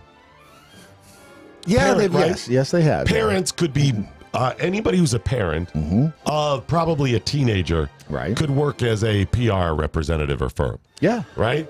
Yeah, because you have to be able to put a positive spin on the crap that your kids do. Hey, Steve. Yeah. I saw your son Pete the other day. No, Pete, he's a piece of work, isn't he? And he said that he had a new job. Yeah, sure does. That after going to school for 8 years, he is cleaning up the floors down at the little peep show. Oh, man. You know what? He really, when it comes to floor cleaning, Pete really puts his best foot forward. He is a... wasn't he going to be a doctor? If I remember right, he was... If you think about it, that is said that the doctor industry and the medical industry, that is... You just have a lot of scammers. Is it all politics now? Is that what it is? It really is. I mean, they're just not helping people. Think of the hazards of a dirty floor. Right. He can save so many more people by not slipping on the slippery stuff at the peep show. I'm glad you brought that up because, my daughter Karen wanted to be a doctor. Instead, she's a whore. Well, and you know what? She's making it's a lot so of people. political, and she is helping people. She's helping a lot of people and putting a lot of smiles. And it still has to do with anatomy. Yeah, I call that a win. Well, and Pete saw her down there at the peep show the other day, and he just said she's looking great and doing well and leaving a smile on people's faces. Well, thank God neither of them married a hologram, right? Right, exactly. And he did say she had nice boobs. In Las Cruces, New Mexico, a clerk. I'm just going to say it right out. District of Columbia clerk and supervisor refused to accept a New Mexico man's driver's license because he thought it was a foreign country. I lived in New Mexico for a while, and this is the bane of New Mexicans' existence. They regularly get calls at the state offices, agencies, newspapers, whatever, people calling, saying whether or not they need a passport to travel there, all kinds of stuff. Yep. Are people that stupid? Yes. Yep. He approached the guy. So the guy approaches the clerk. He asks for the license. He shows him his Mexico ID. The clerk told him he needed an international passport to get his marriage license. New Mexico. People can't be this stupid. They can. Here's how you know. The clerk should have looked at him and said, he's not covered in mud, lice, and doesn't have a respiratory infection. He's probably not Mexican. I just don't. Or from Mexico. How? But these are people that work for our government. Yes, and? Sorry. You're questioning their intelligence? I don't know. The SpaceX launch was delayed for a day. You'll never guess why. I don't know what SpaceX is. You should watch the news more often. The rocket that was sent into space that made it up there with the space station. I'm sorry, I was confusing it with Space XXX. No, see, that's a movie. Moldy mouse food was the reason that they didn't launch the SpaceX rocket. See, they were sending mice into space. You're feeding them? Yeah, well, How do you feed them? There's no person. Well, there's people on the space station. Who do you think's going to feed them? I thought SpaceX was doing this. Isn't that? Yeah, but they go to the space station. Do you think they just sent a rocket up there? And isn't SpaceX that guy with the car company? Elon Musk? Yeah. Yes. So they send the rockets up with stuff for the space station. It to his car to Mars. He's doing official stuff for NASA? No, he's going to live on Mars. He said there's a 70% chance he'd be living on Mars in his lifetime. I'm confused. Well, most people are. By the way, they were also sending up some worms, and those didn't make it either because apparently in a day the worms aged to the point where they could not be sent up. Space travel is a very complicated thing. Yeah. Navabi has launched a plus-size campaign to fight against Victoria's Secret. Thank God. Right? Navabi. Damn, I have plus-size been on Navabi's models. Who's Navabi? Navabi Lingerie. They've launched a plus-size model campaign to fight against Victoria's Secret. Is Navabi a company? Yes, they make lingerie. You understand why I'm not familiar with them. Because why? Tell me why. This is going to be trouble for me. Yes, it is. Bear trap. Mm-hmm. They're not Asian. Wow, that was my better option. How often do you see a plus-sized Asian model? Again, this is going to get me in trouble. Let's just move on. When the Victoria's Secret Ron knows. Chief Marketing Officer was asked why he didn't have any plus-size models or transgender models, remember he said, "I don't think that we should because the show is about fantasy and people don't want to see plus-size models or transgender models." Well, according to the research, 68% of women are plus-sized. And that, my friend, is why they should be included in these shows. I didn't say they should be excluded. Ron, how about you? What do you think of plus-sized women? I love plus-sized women. You love plus-sized? I do. They call that the more cushion for the pushing. I don't know about that. Why would you be pushing these women? That sounds abusive to me. Look. So you're a chubby lover? All I know is I like going swimming with bow-legged women. Let's use that to take a small, short break for our sponsor of this portion of Headlines. They're so proud. TheRichSolution.com. TheRichSolution.com. Sure, they can sponsor this portion. Absolutely. They can do that. I'll just juggle some things around and they can. That's fine. Wait a minute. Who was it supposed to be? Well, let's just move on. Who was it? It's TheRichSolution.com. Was it not The Rich Solution? I wrote it down. It is now. That's what you said. That's not what I said. What did you say? Let's just move on. It's TheRichSolution.com. Can you tell people about TheRichSolution.com is a website, first of all. You recognize that because it says .com. Yes, I do. Remember the days when you used to have to write www.http. I never had to do that. I had people do that for me. Right, exactly. So if you go to TheRichSolution.com, you'll find a number of things. You'll find, first of all, Gwen's story. Gwen Rich is a woman who has overcome diversity. You recognize that because her name is Gwen. Yes. Yes, and her last name is Rich, which is where the Rich Solution comes from. It is her, she and her husband, we'll call him Adam, because his name is Adam. After Gwen was diagnosed with cancer, which for a lot of people would be a good reason to just sit down and give up, Gwen and Adam devised the Rich Solution as a way to leave a legacy for people who want to stand up to cancer and maybe lead a healthier lifestyle in both mind, body, and spirit. They came up with the Rich Solution as a way to do this, and as a way to enhance aspects of your life. There is a listing of supplements that you can purchase from the Rich Solution. You can also buy the book and read Gwen's story. If you're facing adversity in your life, I mean, if you're one of the very few people who have adversity in your life, you might want to take a look at Gwen's story, first of all, see how she overcame cancer. And after that, her life was a dream. Oh, yeah, except for the whole breaking her neck part. She really overcame a lot of stuff, including being married to Adam. But if you want to take a look at the supplements, if you're a woman over 50 and want to have some great sex, my phone number. No, I'm sorry. It's richsolution.com. TheRichSolution.com. Let's move on, shall we? Today is Thursday, December 6th. There are only 18 days until Christmas. That's only 2.5 weeks. And only one day until a date which will live in infamy. Oh, that's right. That's right. But that would be tomorrow. That's what I said, one day away. Right. Tomorrow will live in infamy. Well, now you've ruined the surprise for tomorrow, so why are we even showing up? It's infamous.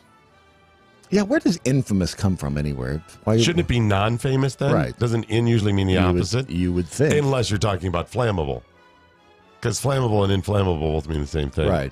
You know why? The English language is so complicated. You know why? Why? Because it probably was flammable and inflammable meant not flammable, and then the same knuckleheads who changed figuratively, literally into figuratively, did that to flammable as well. Phew. If you followed that, let me know. It's National Miners Day, by the way. This is the anniversary of the worst mining accident in history. Kids that are coming of age. No, this is the miners, like the guys who go underneath in West Virginia. Oh, I thought you meant supporting kids who are finally becoming adults and stepping out into the... Oh, okay. Totally different. National Miners Day. That's I think that's in October sometime. It was on this day in 1884. They finished it, and it's phallic. What year? 1884. You didn't even have to give me phallic. It's the Washington Monument. You knew that anyway. And you know why it took them that long? Why? Because they didn't have the money for it. It had to stop. Oh, that's right. That's the reason. If you look at the Washington Monument, about halfway up, a third of the way up, you could change his color slightly. Mm-hmm. Yeah, they had to stop. I'm just going to move on. Speaking of phallic, in 2005, this movie premiered. What year? 2005. Armageddon. Brokeback Mountain. You never saw it, did you? Ron saw it. What'd you think of it, Ron? We've not seen it, Brad. I have not seen the movie. We're straight come men. on. We're straight men. I thought you'd seen it. No. It's a weird movie. It's a movie about stalking. Really? Yes, It's a weird movie. It is a weird movie. Brokeback Mountain. It is a strange movie. You realize everybody's going, what? Breakback Mountain is weird? You know, you didn't have to say that. People got it. It's a very strange movie. Really? It's a love story that's not a very good love story. Cowboy butt sex is not. Well, what's wrong with cowboy butt sex? Nothing. I'm just saying it's not. It's God, not there's usual. a new hashtag right there. Well, that's a Family Guy. Wasn't that him? Cowboy butt sex. Is that what it is? Do you say so? Hey, what you do in your spare time, the rest of us really don't want to know. Okay, the creepy sexual things I look up usually have a funny bent to them. Unlike yours. I'll bet they which do. have a straight bent. Alexa, order a pizza. Yes. Weird fact of the day, Leonardo da Vinci could write with one hand while he was doing this with the other. Does it have to do with cowboy butt sex? That's my question. Ron, what could he do with the other hand while he was writing? Crochet. Paint. Yes, he could draw with the other hand. I don't know what the hell That's you were not like thinking a trick about. question there is what I'm saying. It's just a very simple question. He could write with one hand and draw with the other. You perverts, I don't know what you were thinking about. Let's hear your headline.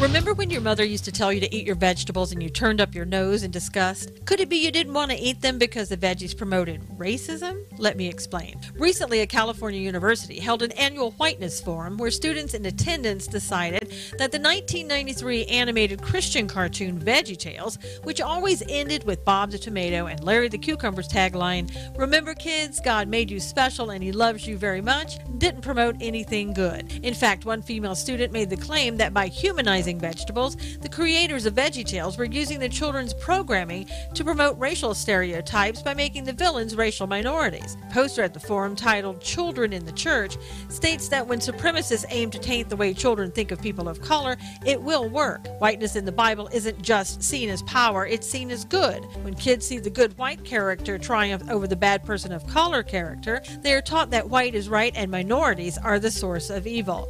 Wasn't the Bible written about people living in the Middle East at the time who were brown in color?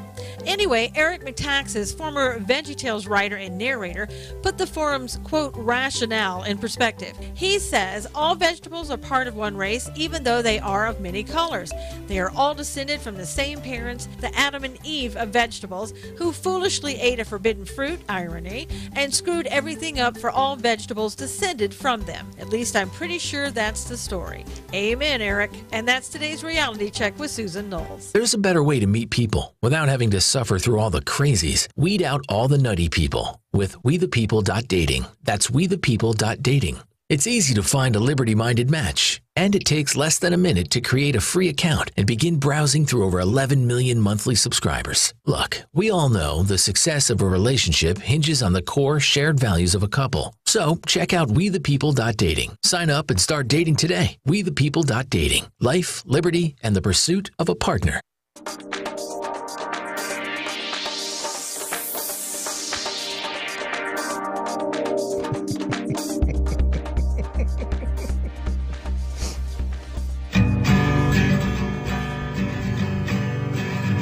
Well, there once were two cowboys all alone out on the trail, and they discovered they could sleep with another male. Now they're having butt sex.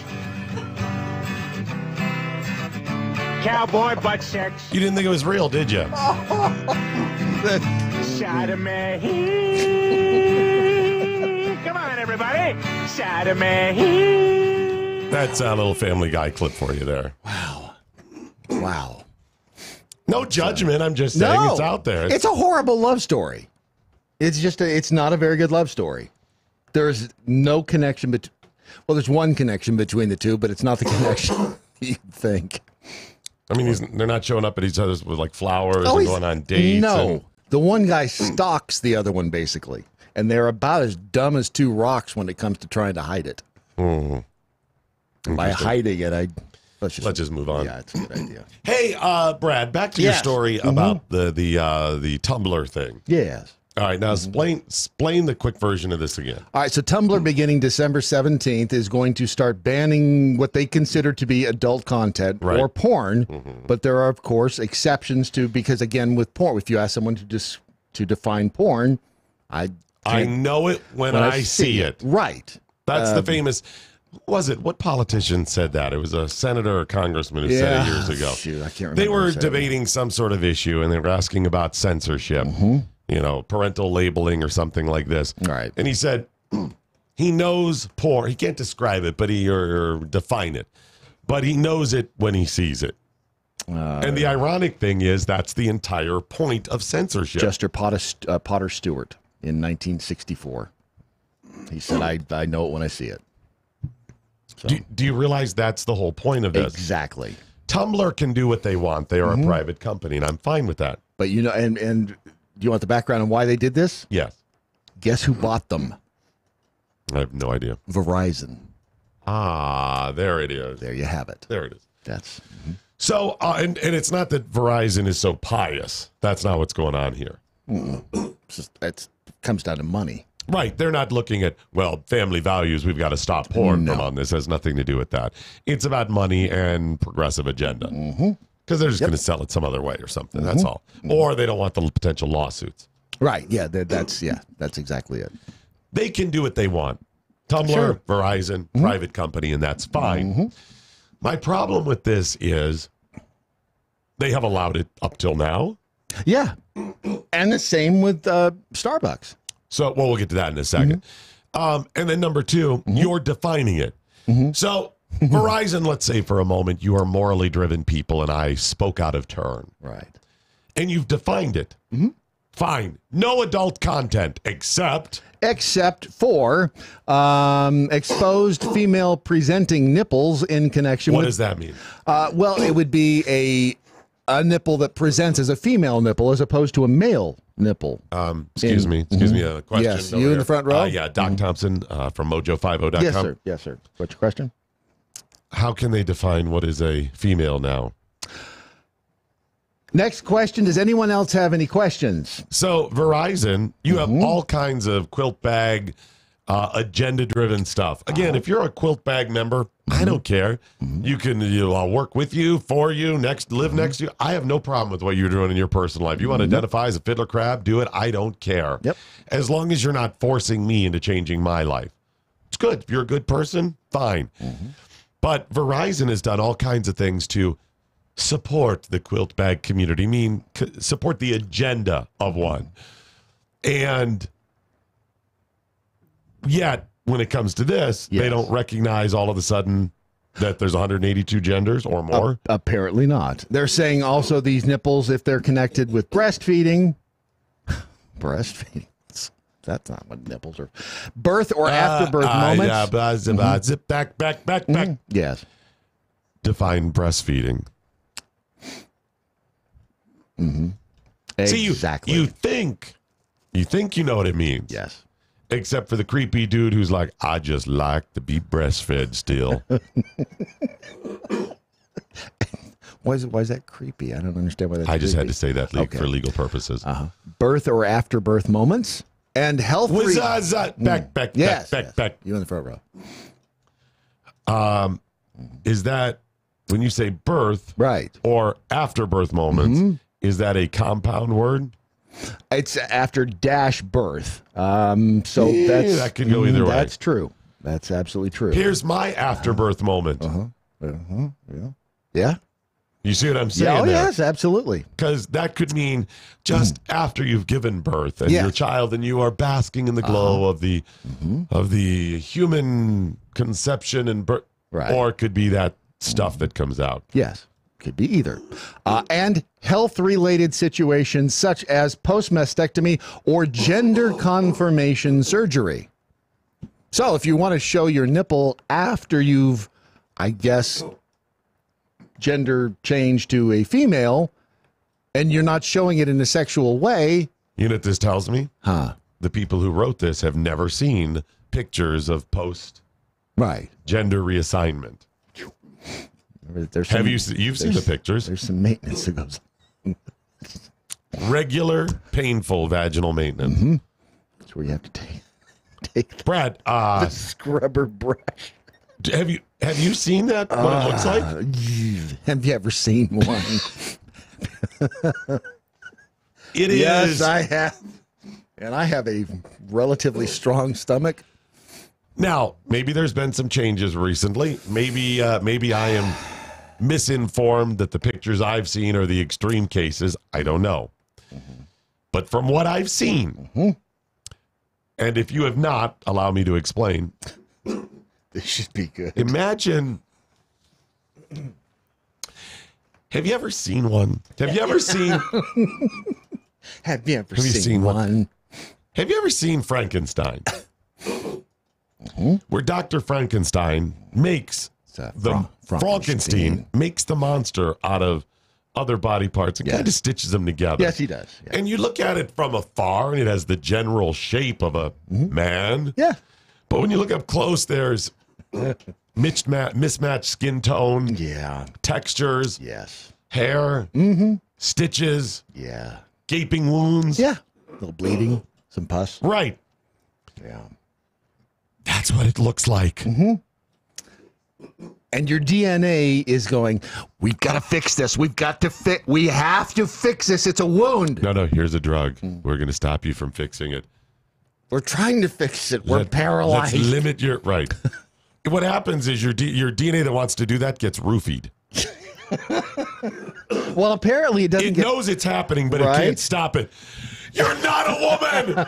Go back to a penis. Heal that thing. Yeah. I can't though. I can't move. Look at it. I'm going through this. It's horrible. But then they have to use the bottle brush, apparently, to, it's the pierced ear thing. Brad, it is so disturbing. It's like, you ever pick a piece of fruit? And you pick a piece that is something went wrong in the DNA, and the apple is just shaped wrong, or the eggplant gets misshapen. Yes. Now imagine you didn't pick it because it's misshapen, and you went with the good-looking one. Yeah. And then it falls off the vine or the tree, and just lays there for a while, right, and begins to decompose. That's what you got.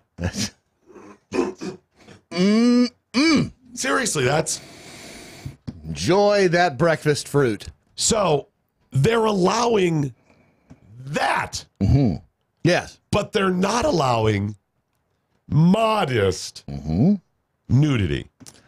I mean, for example, how can I say this? Imagine you have a naked woman. Yes. Stop imagining that much, just for the purpose of conversation. Okay. Stop it. And she is... she's hot, right? She's seated. Okay. And she really painstakingly grooms. Oh, she's... I thought you said she's seated. No. She's seated. Seated. Okay. That's totally and different. She's Gotcha. groomed, Yes. so everything's taken care of. Right. And in her seated position, her legs are together. Yes. And the camera angle is a little far away from the camera shot is a little far away from an angle. Okay. So you're not seeing much. Okay. It's the general idea or shape of what's going on. Female form. Right. That will not be allowed. But the freak of nature gender reassignment. And I'm not saying if you have it, you're the freak. I'm saying the changing of the genitals, the surgery, yes, is freaky bizarre, like something has gone wrong. Yes. Yes, it is. From what I've seen. Yes. Unless we've seen pictures that are wildly inaccurate but I can't imagine they are because the surgery is what it is. And I'm not mocking you for that. No. I feel horrible that that's what you have to go through. But that's the truth. I cannot I'm just using it to that. say, look at their failure here. So why did they say that would be allowed? Well, they didn't really say why. They just said the exceptions would be. We know why, though. Well, they don't want to offend. Because that comes down to political correctness. Yeah. See, the naked people, that still triggers, especially if it's hashtag Me Too and today's women empowerment and objectifying them. So casually going by something that you're saying, well, I don't want to see porn. Let's just go by and it's tasteful and modest. Right. Versus Dr. Frankenstein, it's alive. Yeah. It's a very strange, and this is the slippery slope that you go down when you try to start regulating and defining what this stuff is.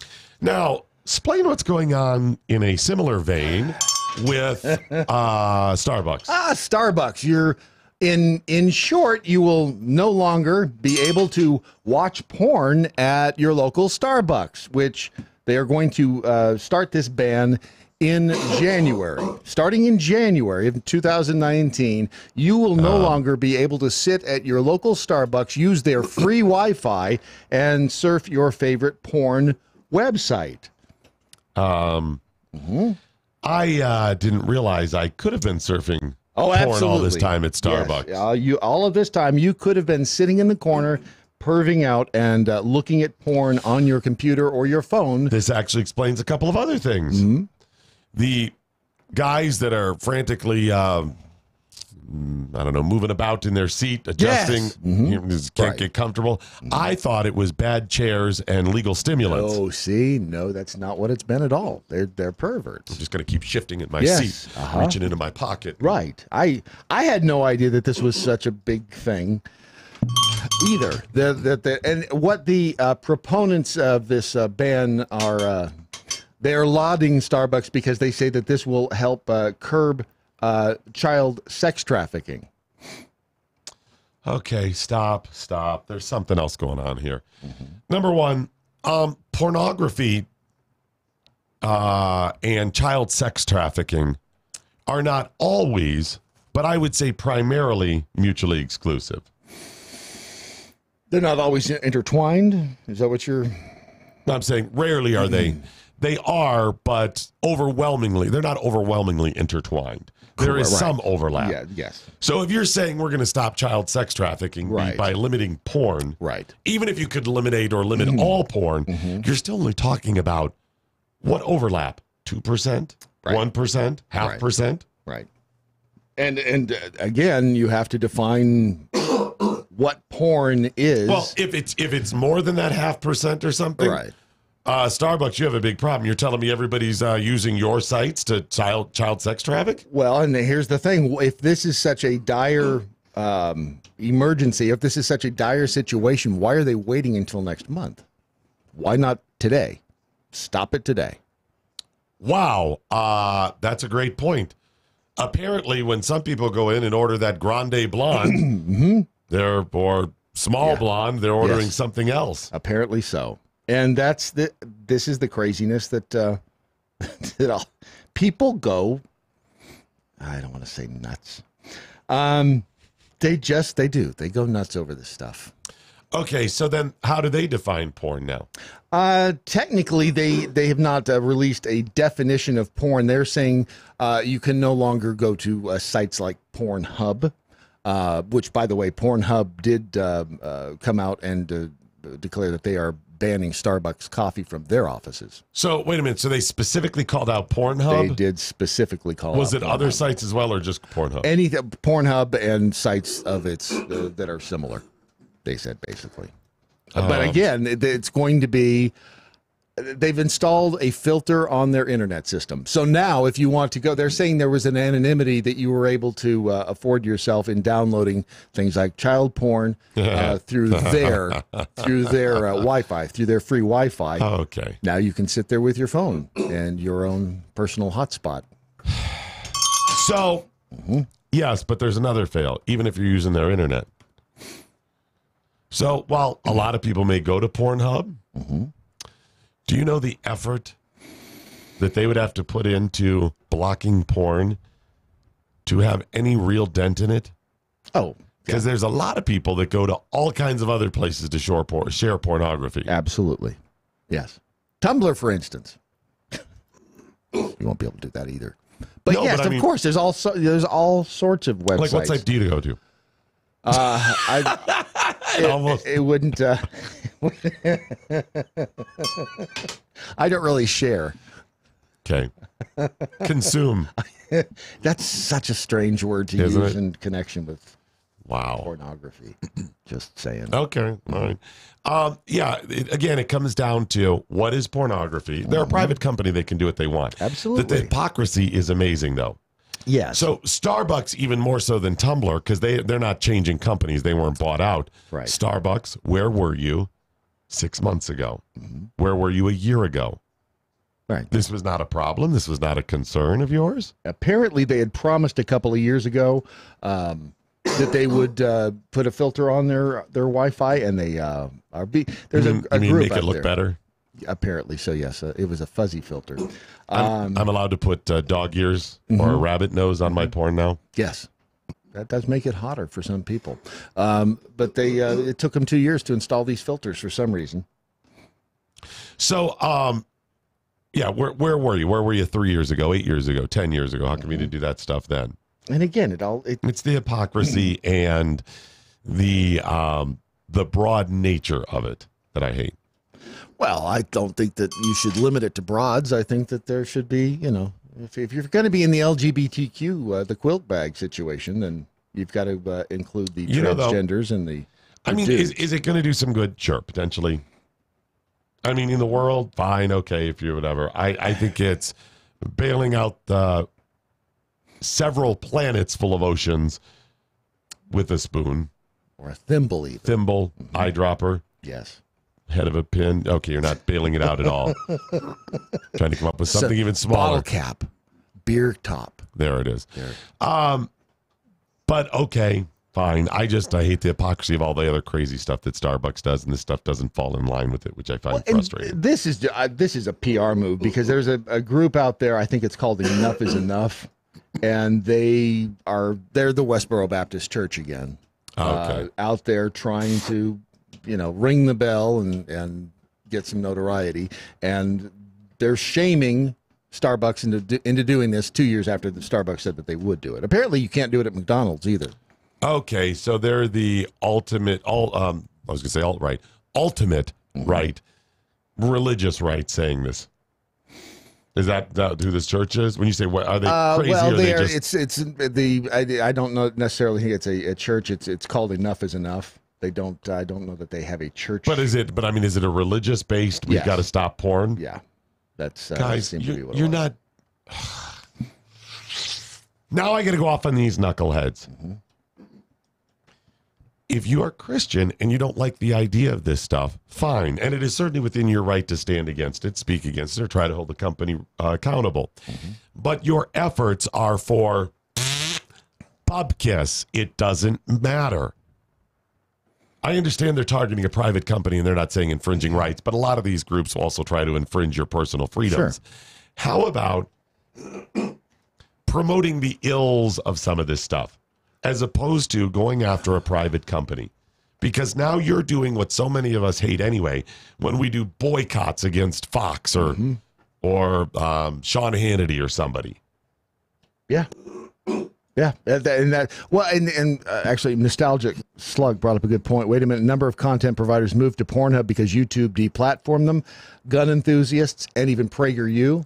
Remember, PragerU even considered going to Pornhub because of the ban. Because it was free, YouTube, free open, yes. Wild. Yeah.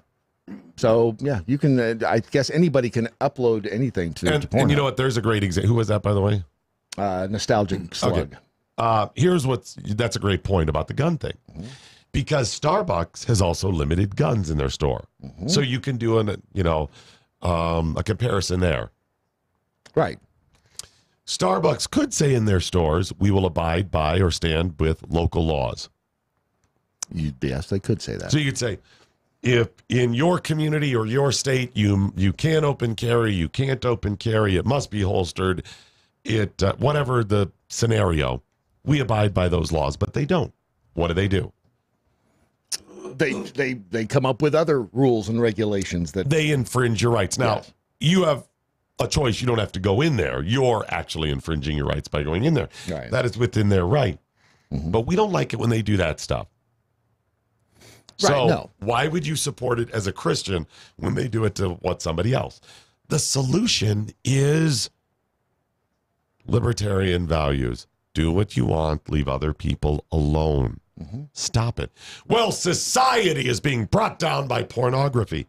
Even if it is, guess what? That's the same argument that the green nuts use, the anti-gun nuts use. It's the same damn argument. You just want your type of control. Yeah, that's true. When you break it all down, that's exactly what it is. It's very frustrating. By the way, Bob Blah Blah. Love the Bob Blah Blah. He did bring up an interesting point over on the Twitter. Didn't the original Starbucks logo feature a naked lady? It did. And it did. She had a bare breasticle. Yeah, 2 of them. Or both of them? I thought it was kind of nice, actually. It wasn't a side boob, right? No, those are full-on frontal. Female, that's right. Female presenting nipples and all. There is a state flag. One state flag has a bare-breasted woman. One tubby. Breast. Only one? What's that? Yeah. Because it's like draped across. It's like a toga. Toga. Massachusetts. Wrong. Go. New Jersey. Go. No, Oregon. No. Go. D.C. No. That's not a state. No. But North Dakota. Go. No. Wisconsin. No. Go. Michigan. No. Ohio. No. See, I can't believe this. Arizona. We'll just move on. Where is it? I'm not going to tell Nevada? you. No. Alabama. No. Georgia. North South Dakota. Florida. Wrong. Georgia. Nope. State line. Sic semper tyrannis is the state motto. One of the 13 original. Starts with a V, ends with a Virginia. Yes, that's the one. Don't tell me. Hang on. He's trying to tell me something. I got this. The password is Virginia. Speaking of guns, Tar River Arms is a proud Second Amendment supporter, and they also offer a fantastic service. You being able to purchase firearms easily and inexpensively. And I want to make sure that mine, it's still there. Damn it. They're just telling me this should be mine. The H&K that they've got at Tar River Arms right now, this 9mm, it's a semi-automatic pistol. This is such a cool looking gun, and it's a badass gun too. So here's the thing about Tar River Arms, and I'm standing here looking at the picture as it spins around, which is kind of hypnotic. Even if you just you sit here and you stare at these pictures long enough, you will find yourself getting. It's kind of like gun porn. This is cowboy gun porn. This is gun porn right here. It is. Now, what is it again?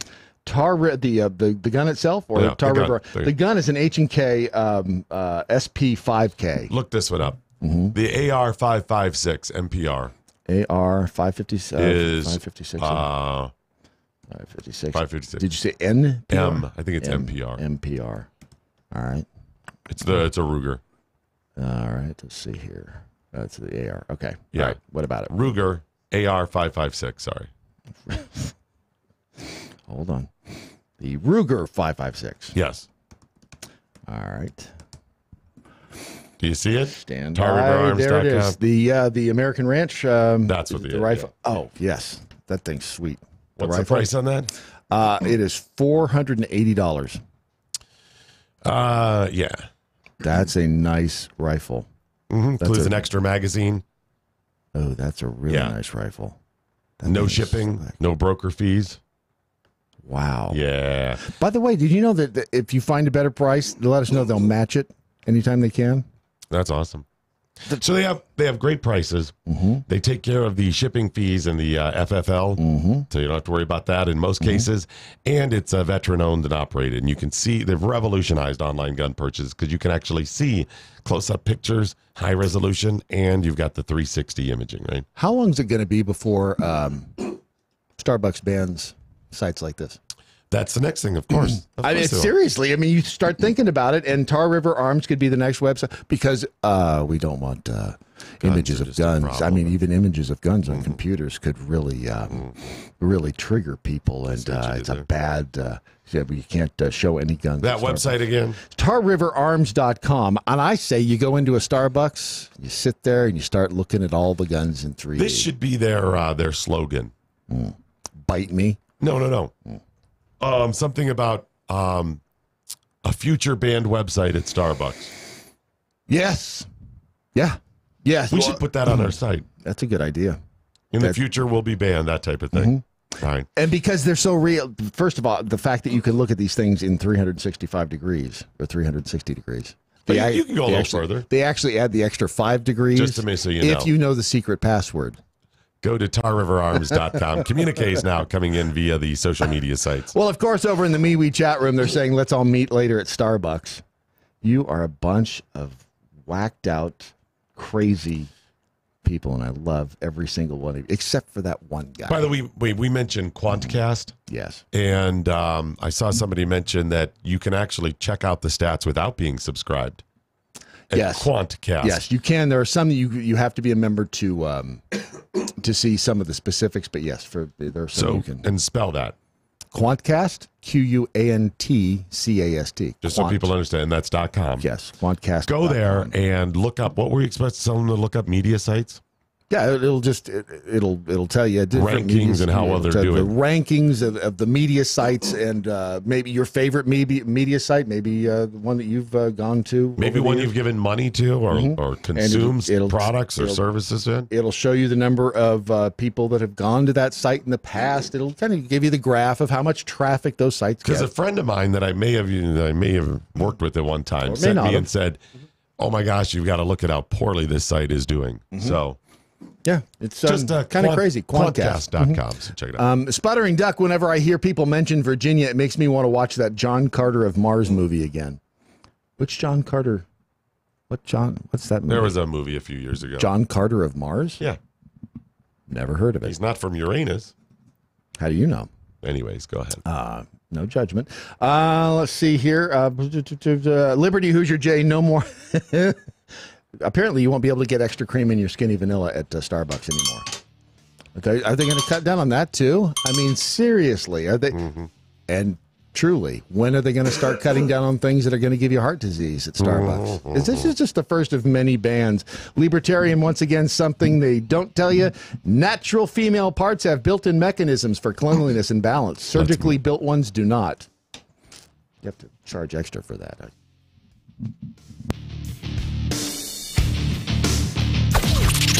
This is the seditious, rabble-rousing, liberty-loving, home of fun, entertaining, and compelling talk. MoJo 50. News this hour from townhall.com. I'm Rich Thomason. George H.W. Bush's hometown of Houston will honor the 41st president one final time today. St. Martin's Episcopal Church in Houston will host a private funeral for the late president before he is transported by train to the Bush Presidential Library and Museum in College Station, Texas. Bush will be buried late this afternoon at his family plot. His final resting place will be alongside wife Barbara Bush and daughter Robin. White House correspondent Greg Clugston. The search for missing crew members goes on after a Marine refueling plane and a fighter jet went down in the Pacific off the coast of Japan. Correspondent Charles Deledesma. A search and rescue operation is continuing in Japan for 5 missing U.S. Marines after 2 aircraft with 7 crew in all collided and crashed into the sea. The Maritime Self-Defense Force, which dispatched aircraft and vessels to join in the search operation, says Japanese rescuers have found one of the crew from the fighter jet in stable condition. The force says the rescued crew member was taken to a hospital but did not provide any other details. And authorities say that so far 2 Marines have been recovered alive. A semi that police say was going the wrong way on a central Illinois interstate has collided head-on with a school bus carrying members of a high school basketball team. The truck driver and one adult on the bus were killed. No children were killed, although there are some injuries. All the students were transported to local hospitals. There are patients in Peoria, at St. Francis, and both Bloomington hospitals. Illinois State Trooper Matt Frizzell talking with WEEK WHOI TV. Following Tuesday's stock market rout, looks like today could be another tough day on Wall Street. Stock futures are deep in the red. Dow futures down about 429 points. NASDAQ futures off 154 points. More on these stories at townhall.com.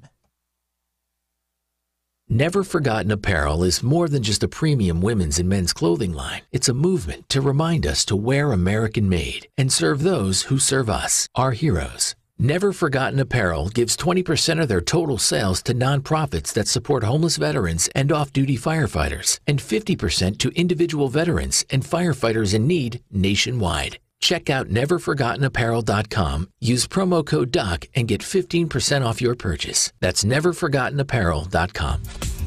Hey, it's Doc Thompson. Got the new show on MoJo 50 coming up. Hopefully you'll join us for that. And as a regular feature, my good friend, my life partner, Chef Patrick Mosher. I mean that in a food sort of way. I would hope so. Yeah. You'll be joining us on the broadcast as well? Absolutely. Every day that you ask me to.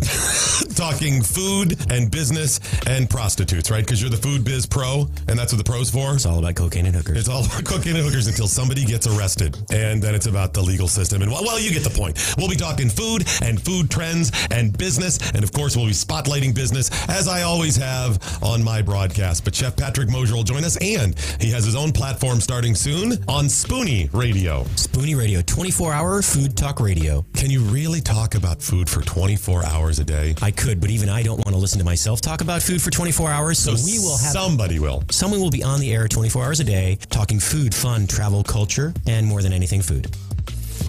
Dating today with all the crazies out there has to be nuts. Yes, it really would. Wouldn't it be nice if there was a place you could go to find people who think like you do? Like me, like libertarians and conservatives? Right? There is. WeThePeople.dating. Amazing. What a genius idea. This is a site that you can go to if you're single and you are looking for somebody who you know you're going to think the same way, as for, from a political freedom standpoint. If you want to date the right person for you, you'll find them in one place. WeThePeople.dating.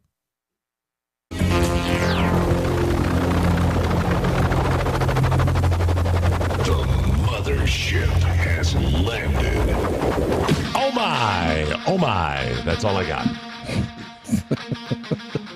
Oh my. Mm-hmm. Would you like to hear some communiques? Yes, Brad, because I can't. Let's be frank. Let's be frank in Struggling Pennsylvania. here a little bit today. Struggling. Yeah, well, it's different from every other day. Yeah. Today I'm struggling because I'm not feeling good. Normally I just struggle because I'm irretrievably stupid. Let's be frank in PA. Isn't another word for painful vaginal maintenance called alimony? Yes, That's it is. Good night, Steve Cannon. Thank I'm you. out. Bye-bye. Professional pit buller isn't every moment after birth an after birth moment. Yes. Wouldn't that also include naked people? Yes, absolutely. And Sputtering Duck, in a rare showing of some common sense, basically Tumblr doesn't want to have any users or make any money anymore. Yeah, that's very true. You know what? That's another reason, though, you should go to Patriot Mobile. Mm-hmm. Yes. If Verizon bought them out, right? PatriotMobile.com /doc. PatriotMobile.com/doc is where you will find the updated photo of Doc Thompson. And a fabulous deal.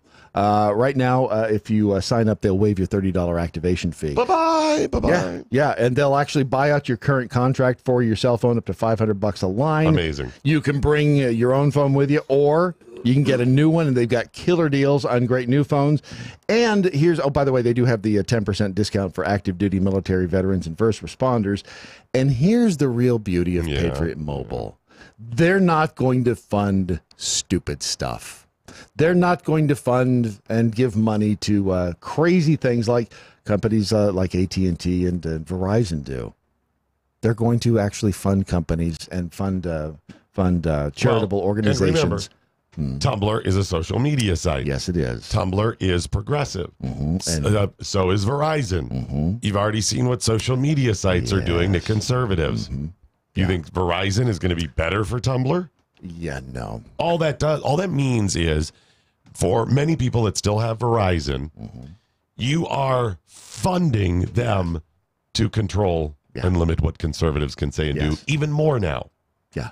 And you can battle this simply by switching over to patriotmobile.com/doc. It's the lazy man's way of doing it, because most of us who want to fund conservative causes, we're busy working and going to a job every day. You don't have time to go out and protest and do things like that, picket places. So if you just go to patriotmobile.com/doc, you will find a way to not only give to conservative causes on the right. I'm not even sure what the bell was for, but picket places. See, I see what you did there. That's a pointed subject. But thank you. Just go to patriotmobile.com/doc and poke around a little bit.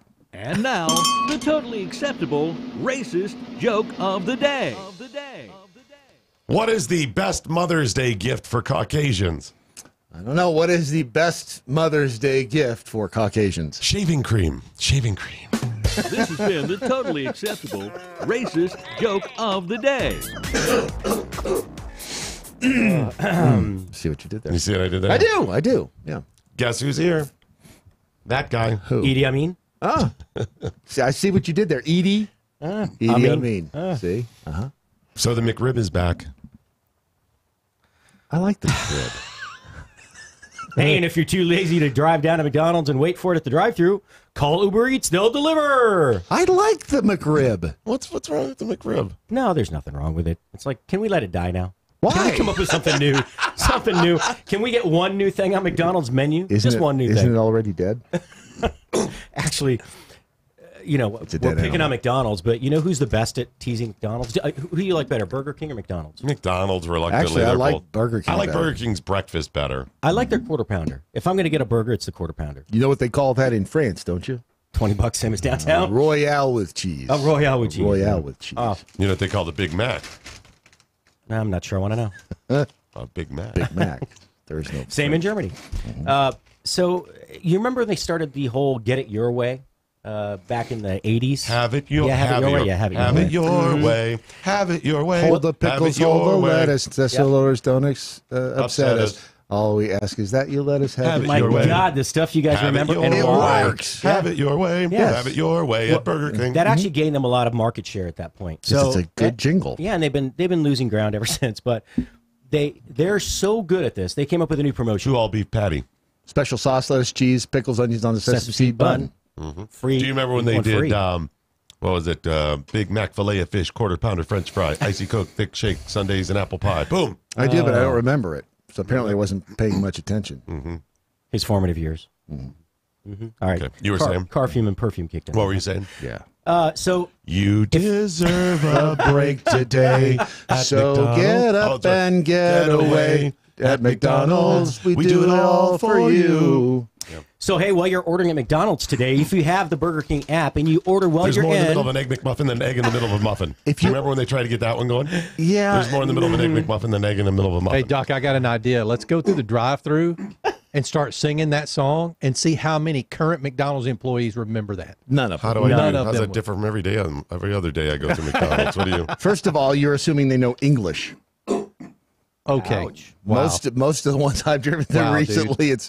You would like a Big Mac?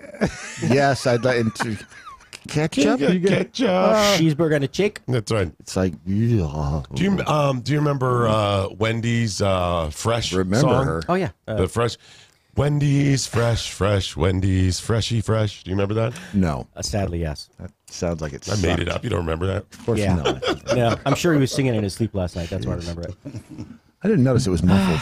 I'm sorry, you were saying His head buried in the pillow. Well, while you're ordering at McDonald's today, if you have the Burger King app, you can actually, if you're in a McDonald's location, when you order and you order, Why would you at use the Burger McDonald's, King app if you're Listen, McDonald's? because you get a Whopper for a penny. Only if you order in a McDonald's. So wait a minute. You're not using the app. You're just showing them you have the app? No. You're in a McDonald's and you use the app, the Burger King app. Okay. So you register basically. You were in. How do you prove you're in McDonald's? Yeah, they have geolocations. Yeah, it's geofencing. You take a picture of your junk while you're standing in the McDonald's. Dick pics inside McDonald's. Here's my dick pic from McDonald's. There I was. No, it's called geofencing. That's why when you walk by a Starbucks, you're within 500 feet. All of a sudden, you're on social media, and Starbucks ad pops up. Yeah, you send them a Whopper. You They'll send you a Whopper. Oh man! But then I have to go over and get it, right? Yes, but if you want to stick it to the man, and I mean by the man, I mean Ray Kroc, then go to McDonald's and use the Burger King app and get a Whopper for a penny when you go back into Burger King. But on the other hand, 12 million pounds of beef have been recalled because of Chippendales calendar right there is what that is. Hey, wait. Since the inception of Chippendales. You got to look into something for me. Sure. It looks infected. Does this look infected to you? Is Chick-fil-A doing away with their calendars this year? No, I don't think so. Why would Because they? we're about... Why would okay, they? I just realized the stupidity of my statement here. Do you know why I believe they are? Why? Because my wife said she thought they were. And now you realize wives often say these things with nothing to back it up. Yes, they do. For whatever. It could just be, well, I haven't seen them yet. Or are they? Oh, crap. Are they doing away with them? Chick-fil-A is moving on from its popular cow calendar, and fans are utterly upset. Crap. You bastards. Your wife was right. That was a side business for Doc, you know? It was. Do you realize I will and have wasted gobs of money by just telling my wife, oh, sure, honey. Wow. Gobs. Wow. Tens of thousands of dollars in our relationship, maybe into the hundreds. Whatever you want, honey, sure. We can, even though we can't afford it, needlessly decide to just fly somewhere we don't need to be. It's there. Yet, when it comes to that stupid calendar, I go out of my way to save $8 a year. Well, you have to have a goal, and that's they're going to come up with new ways for you to interact with them. I don't want to interact. I want free food. So this was, and actually, I can't believe they're doing this. We talked about it. That had to be a moneymaker for them. Yeah, even if it wasn't, I mean, it was entertaining. I mean, it got the word out there. So the calendars were $8, and you got a coupon a month. They gave you a little card. You'd swipe it. It was $8 a month. So they got all the people to buy them in December over the course of a couple of weeks, and they usually sold out.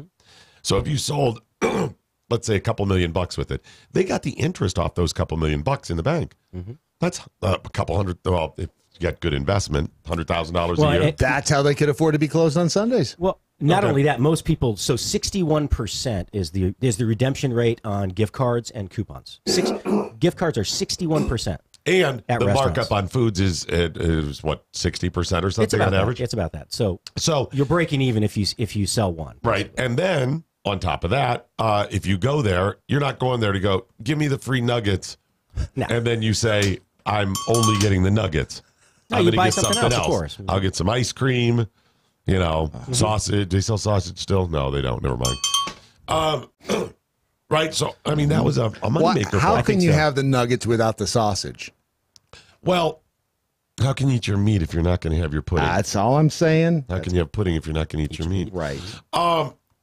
So this had to be a moneymaker. So the way I looked at it, if you redeemed for 1 month, because it varied, sometimes it's a stupid Coke, but sometimes it was a full sandwich. So I figured it out on a good month. I needed like a month and a half, maybe 2 months to break even. Right? Go through and use the little card. If you use two, basically, yeah. So I'm like a dictator when it comes to these things with my wife. I'm pretty aggressive about them. So last year we ended up with 3 of them. Because Cubby goes, see, what do you want? Chick-fil-A. It's Chick-fil-A constantly. Yeah. So we had to write 1, 2, 3 down so we knew which ones we've used over the course of the month. And I'm like, did you use it yet? Did you use the card this month? Did you use all 3 of them this month? Did you use all 3 of them? And she's like, yes, I used 3 of them. How many months did we use? We used 3. Okay, so we're at break even. Now we're making money. We're in the black, baby. Didn't Lori D give you one? That was the 3rd one I got. Exactly. Yeah. By the way, so what's she going to give us this year now? Right, exactly. She's just going to have to send us money. Crabs. Joe's Crab Shack. What she gives you is your business. But so that was a pretty good deal for us. Yeah. And then I get like May, and I can't help but do the math every time we go through. All right, every month. So I have made $6. He's got a spreadsheet. He's going through the drive-through. Hey, honey, you drive. I got to work the spreadsheet. No, Hold on. honest to God, that's what I've done. So I'm like, okay, we're at $6.21 on each card now. You didn't get to use that one, so that one's only like $4.58. To say Doc Thompson is tight is... but only about small amounts of money. And he's stingy with money. Anyways, please continue. I'm very upset by this. Anyways, the beef is tainted. Don't eat the beef. Enough there. So, Cheesecake Factory gave away... How the hell does Beth know? But what? Beth, your significant other, just mentioned Chick-fil-A is not doing the calendars, too. Well, the story came out in July, so it's... But how did those two know? I research all kinds of stuff. They're women. They know they know things that you don't know they know. I know what they know that they don't think anyone else knows. But... So, Patrick, tell me, is the beef tainted? Yes. The beef is tainted. 20 million pounds. Don't eat the beef. What happened to That's really a shame because I was going to have that romaine and beef salad today. Again. Right? Mm-hmm. What caused the beef to go bad? Typically it's a contamination at the processing plant. So I don't know if there was some sort of... Look, E. coli... Hey, watch this! E. coli only comes from one source. Slut cows. That's what it was. Hey, did we get those hoary cows in here? I told you she was a whore. I told you we're going to bring something home. It's the chickens working the beef processing plant. Do they use female cows too in beef, or they just use males for cows? I'm sure they use both. Typically, it's steers though. I'm just curious. Typically, it's steers. I didn't know. Oh. So yeah, if it's tainted meat from the factory, it's usually from one of a couple of places. Did you get those whores I sent over? No, somebody going like this. A-holes, fire me, will you? I'm not washing my hands anymore. Or where they poop on the line or something, which people have done that. Or it's tainted because, right. My arm. Right. One of those two things. How would you know the difference anyway? Once you grind it all up, doesn't it all look the same? Yes, which is part of the problem. If they'll do DNA testing on meat, ground meat all the time, and just grab a pound of ground chuck at your store, do the DNA testing. It's not 100% beef. Actually, don't do the DNA testing. I mean, seriously, you do it, and it's like 59% beef, 47% horse, or whatever. I mean, it's food stuff. That'd be 100%, but 13% unknown. 2% brown shoe, 1% squirrel. They do that all the time. There's nothing wrong with squirrel. There's nothing wrong with eating a little squirrel. I love squirrel. Tastes like chicken. We should compete in the World Champion Squirrel Cook-Off in Bentonville next year. This coming summer, this next May. They have one of those? Yeah, I competed a couple years ago. I made, believe it or not, 5-spice squirrel sushi hand roll. Say that again. You made what? 5-spice squirrel sushi hand roll. What does it taste like? $20, same as downtown. Regret.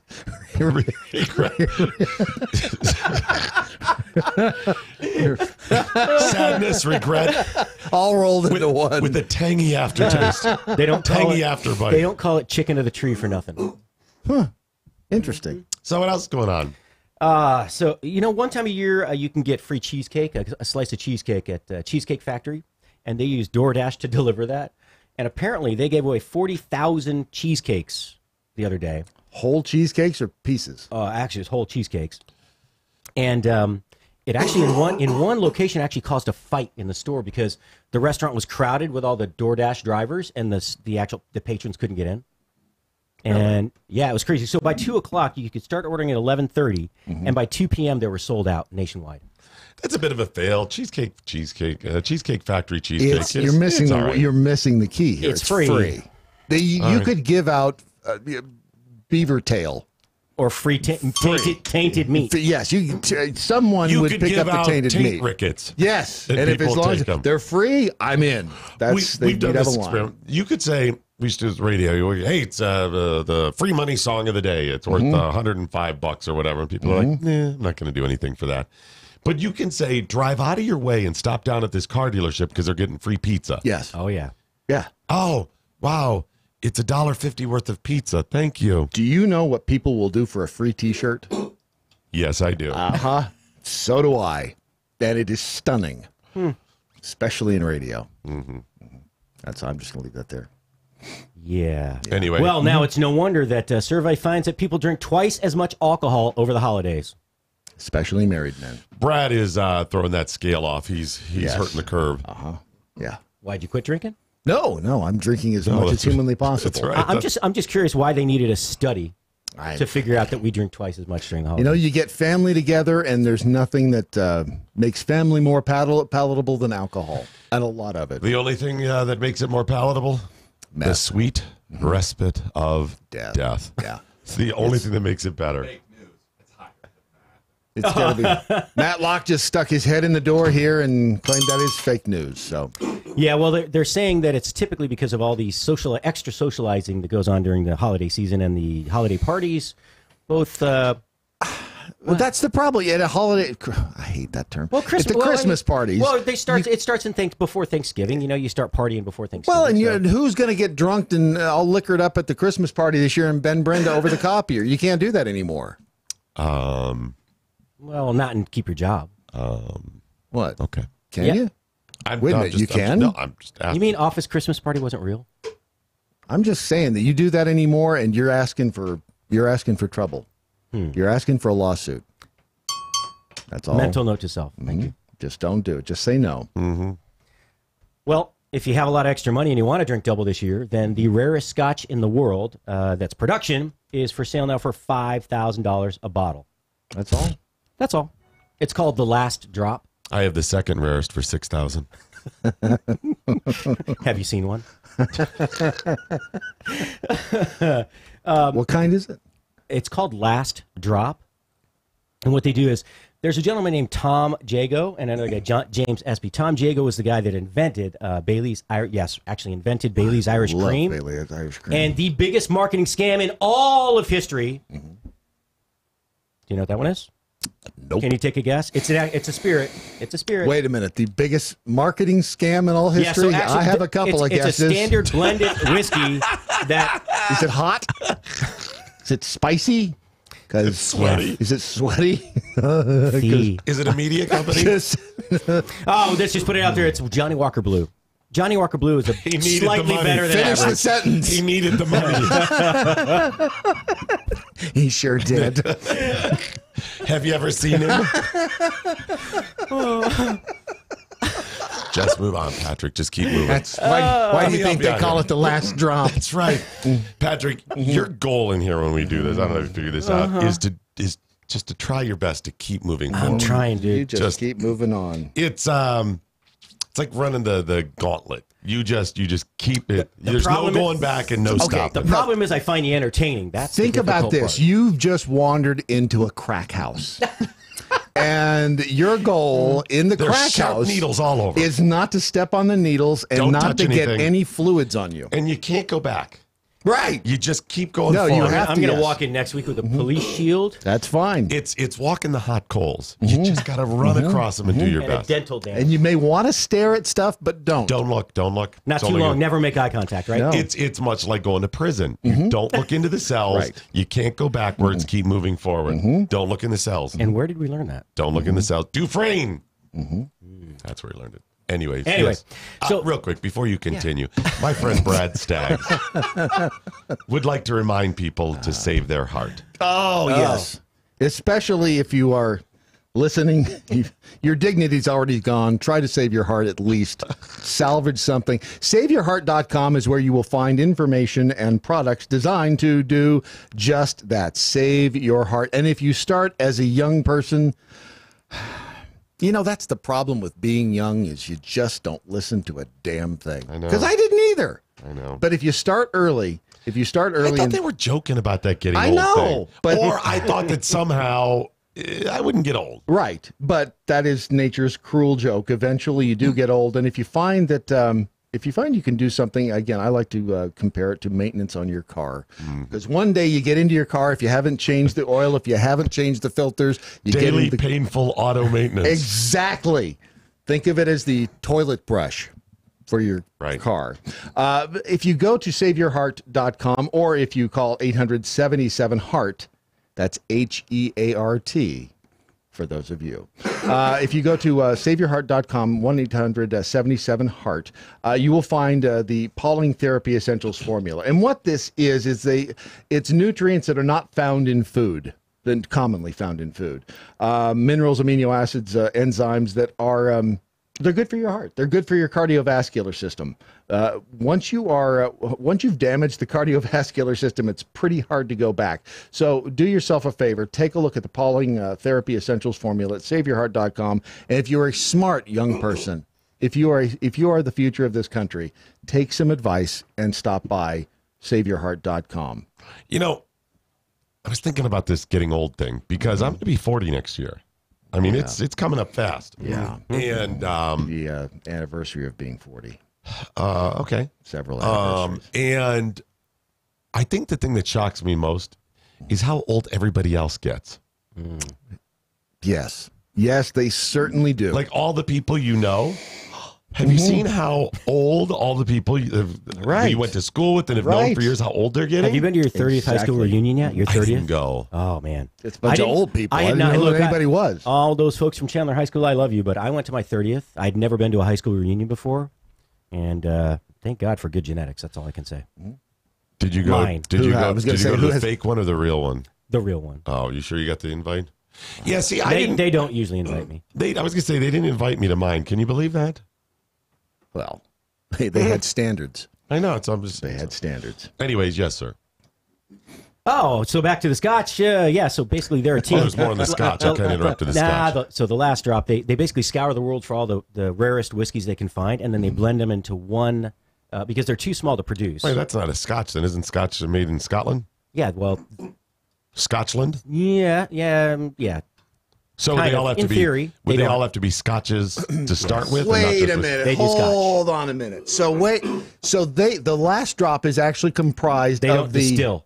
So they go around and they take what's left of all it's these old, rare, not enough small batch. so they can't fill a whole bottle with like this one. It's leftovers. Yeah, it is. They're it's selling called leftovers. Repurposing. Yep. That's brilliant. I know, right? Yeah. They're selling leftovers for top dollar. Do the math. 388 bottles of their rare 50 year at $5,000 a pop. How's it taste?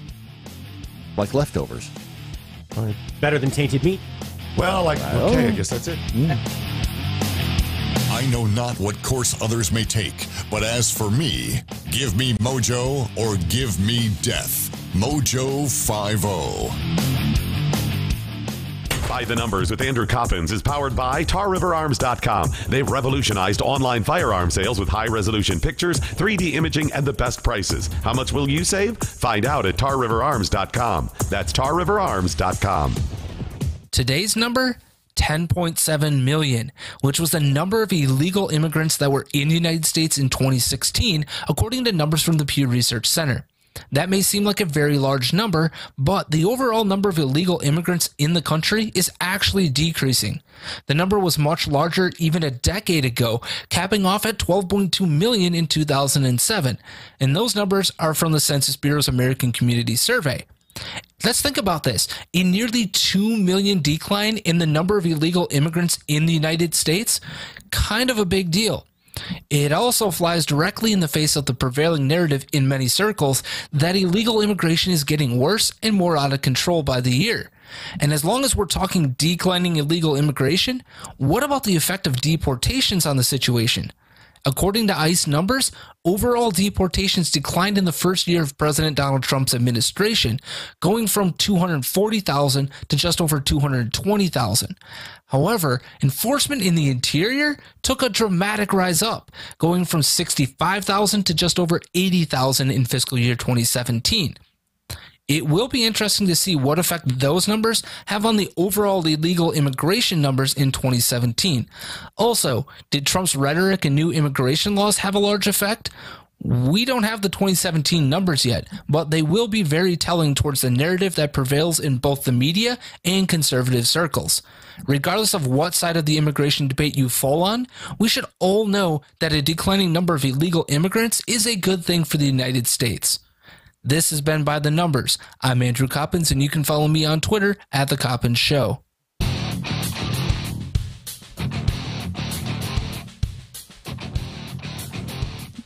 Yes. All right, they need new shtick. Who? President George W. Bush. Oh, yeah. And Michelle Yes. Obama. They need some new shtick. Yes, they do. Are you buying that? No. Haven't they done that already? I'm calling Bravo Sierra on that one. It's, yeah. Explain what happened. The whole, again, at W's funeral, HW's funeral, rather, apparently W slipped the candy to Michelle Obama. I should probably explain that a little bit better. W slipped a piece of candy to Michelle Obama, much like he did. Whose funeral? Were they at Barbara Bush's funeral? Whoever's funeral One it was other last time time. they were Where together. he reached over and gave her a piece of hard candy. He gave her a piece of candy and it's not nope. We don't even know what the hell it Confection. was, quite frankly. The media is claiming it was a confection. And I think they did this just to have another media moment, just to have another social media. Hey, do you think we can get him to take a picture of us trading off again? I mean, it could have been crack cocaine. Maybe the media is making this thing. It's just crap. It doesn't matter. It doesn't mean anything. And by the way, if they are BFFs now, that's really troubling for me as well. Well, do you remember the whole George H.W. Bush and Clinton? Oh, yeah. They're all BFFs. Yeah. And now George W. Bush, who he and Clinton and Hillary back and forth hated each other. Now they're BFFs. Yep. And now the Obamas are in that clan too. And now I see today, the funeral from yesterday, Trump sits down, Obama's there, and Obama's like, hey there, what's going on there, sport? Oh, yeah. And I'm going, you just kicked this guy's teeth in for the last couple of months out there on the campaign trail, saying the most horrible things about him. And now you're all like, hey, what's going on? That's why. Do you think the guy doesn't have a TV? That's why people hate politics. It's all political theater. It's all a bunch of crap. I'm fine. And I like when people get along and can have a beer and a conversation without being a-holes to each other, even though they are bitter rivals. Yes. But that's not what happens. They go on the campaign trail or just in the media, and they say the most despicable things about one another. Yeah. First of all, the standard narrative from people on the left that you're a racist and you hate. Do you realize how awful that is to be called a racist? And to say you hate? It's for people on the right that are Christians, to say you hate is about as bad as anything you can be called. And the people on the left, the worst that you could be to them is a racist. Yeah. Right? That's their whole money. A racist or a pedophile, those are the two. No, for people on the left, racist or homophobe or whatever. Yeah, that's true. Yet they call you that. Yeah. They meaning they are saying the most reprehensible things about you.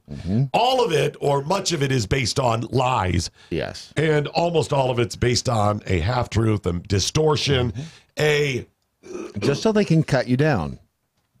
Right. And for personal gain, their motives are not pure. No. You go through all of that, all of the stuff that we bring up that they say that is horrible. The things that they said about George H.W. Bush. Right. And politicizing his funeral. Okay. And now, hey there, what's going on there, sport? How you doing? Right. It's, well, and by the way, before we continue, the internet's not working well today. I'm listening to Doc in bits and pieces. Does he have a glop of mystery substance stuck in his throat? He's sick. I'm sick. He's sick. There's something horribly, horribly wrong with him. And if he dies, Pink Floyd, it's on you. Just so you know. It's true. Yeah. But no, they do. It's the acting. It's the horse crap. It's political theater. It's the theater, which, you know what? I'd be fine with that if they would admit to it. But they won't. It's always the insult to injury is the lie, is the pretending that's not what's going on here. Right. So if it's true, if it's not political theater, you people are despicable because you're acting this way. You're doing this. Right. You're hypocrites. It's horrible. Why would you want to hang out with a racist? If it's political theater, then you're fooling us. Then you're lying about us and tricking us? Yeah. For the same purposes? Yeah. There's no cleaning it up. No, there's not. It's all about keeping the people divided. It's all about keeping the society at each other's throats so that they can maintain power. That's all it is. Such nonsense. So anyways, he slipped her the candy. Yes, he did slip her the candy. Allegedly. Well, now, if you notice her husband wasn't slipping her the candy. No. He hasn't. I've never seen him slip her the candy. Have you heard the Matlock? Have you heard the conspiracy that Matlock offers about this?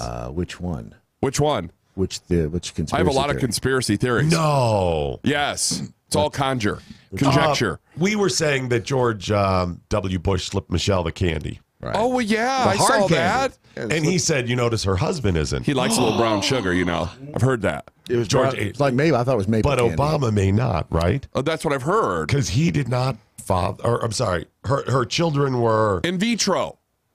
Did you hear that story? No. Yeah, so I read this story probably about 3 or 4 weeks ago. Where is vitro, by the way? Yeah, it's in. Is it close to Minnesota? It's close to right Minnesota. below your navel. Yeah. Gotcha. Okay. Sorry. Yeah.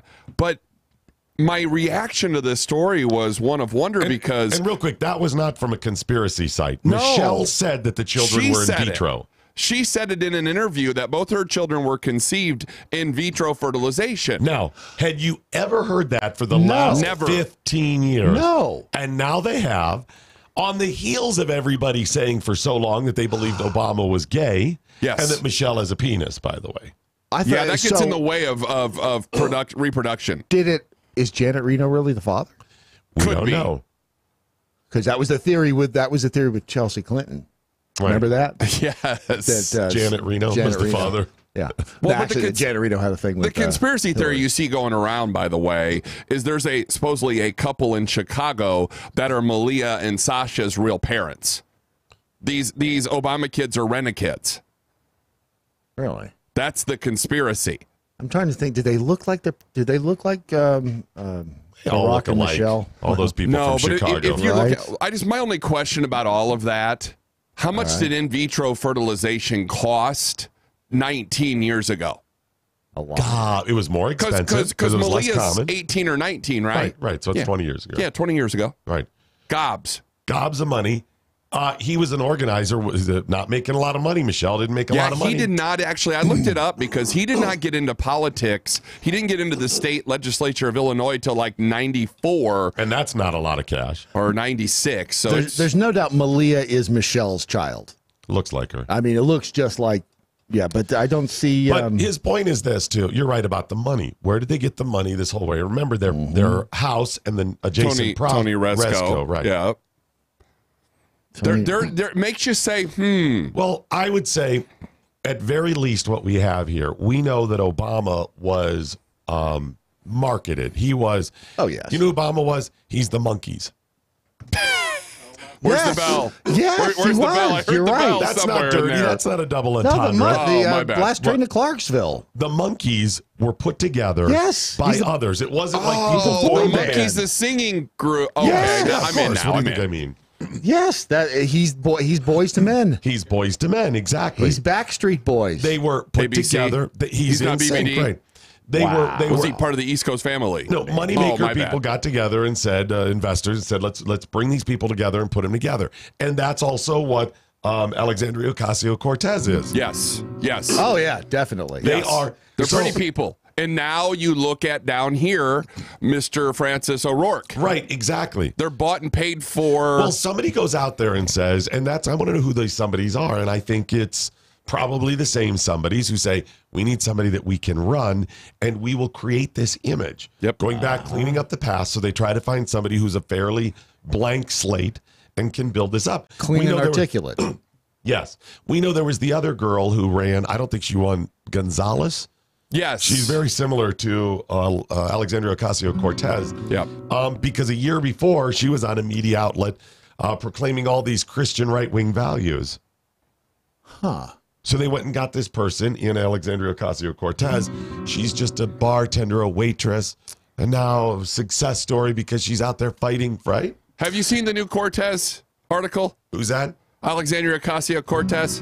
No. Have you seen the new article out? No. She was eating at a dive bar in Washington, D.C., and saw that a lot of the interns at the White House have to work a second job because their internships at the White House, they don't get paid. So did she give them some money? She's going to pay them $15 an hour. Her interns are going to be paid. Now, you know that. Excuse me, over here. Yes, you in the front row. Doc Thompson from MoJo 50.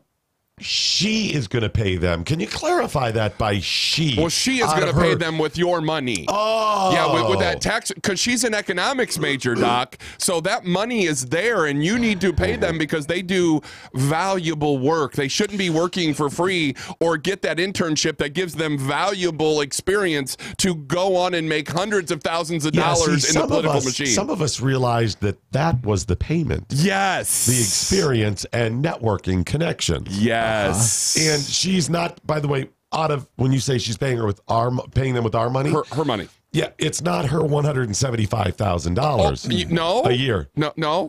It would be, I'm guessing, out of her budget for her staff. Well, I wonder if she'll house some of them $1.5 interns. Because housing in D.C. is expensive.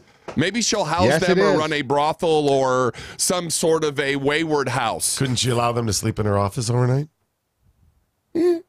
I'd sleep in her office overnight. And by the way, remember when she was saying, I don't have a place to live, I can't move to D.C.? Yes. She could have slept in her office. She has like an office?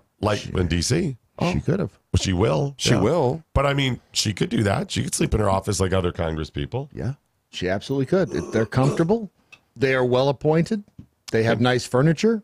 That's what I've heard. So, anyways, back to Obama and that. So, yeah, the kids may not be here. Well, that's interesting because, again, Malia does look just like Michelle, but neither one of them really, you don't look at them and go, boy, she is her daddy's girl. Now you're doing the Maury Povich thing.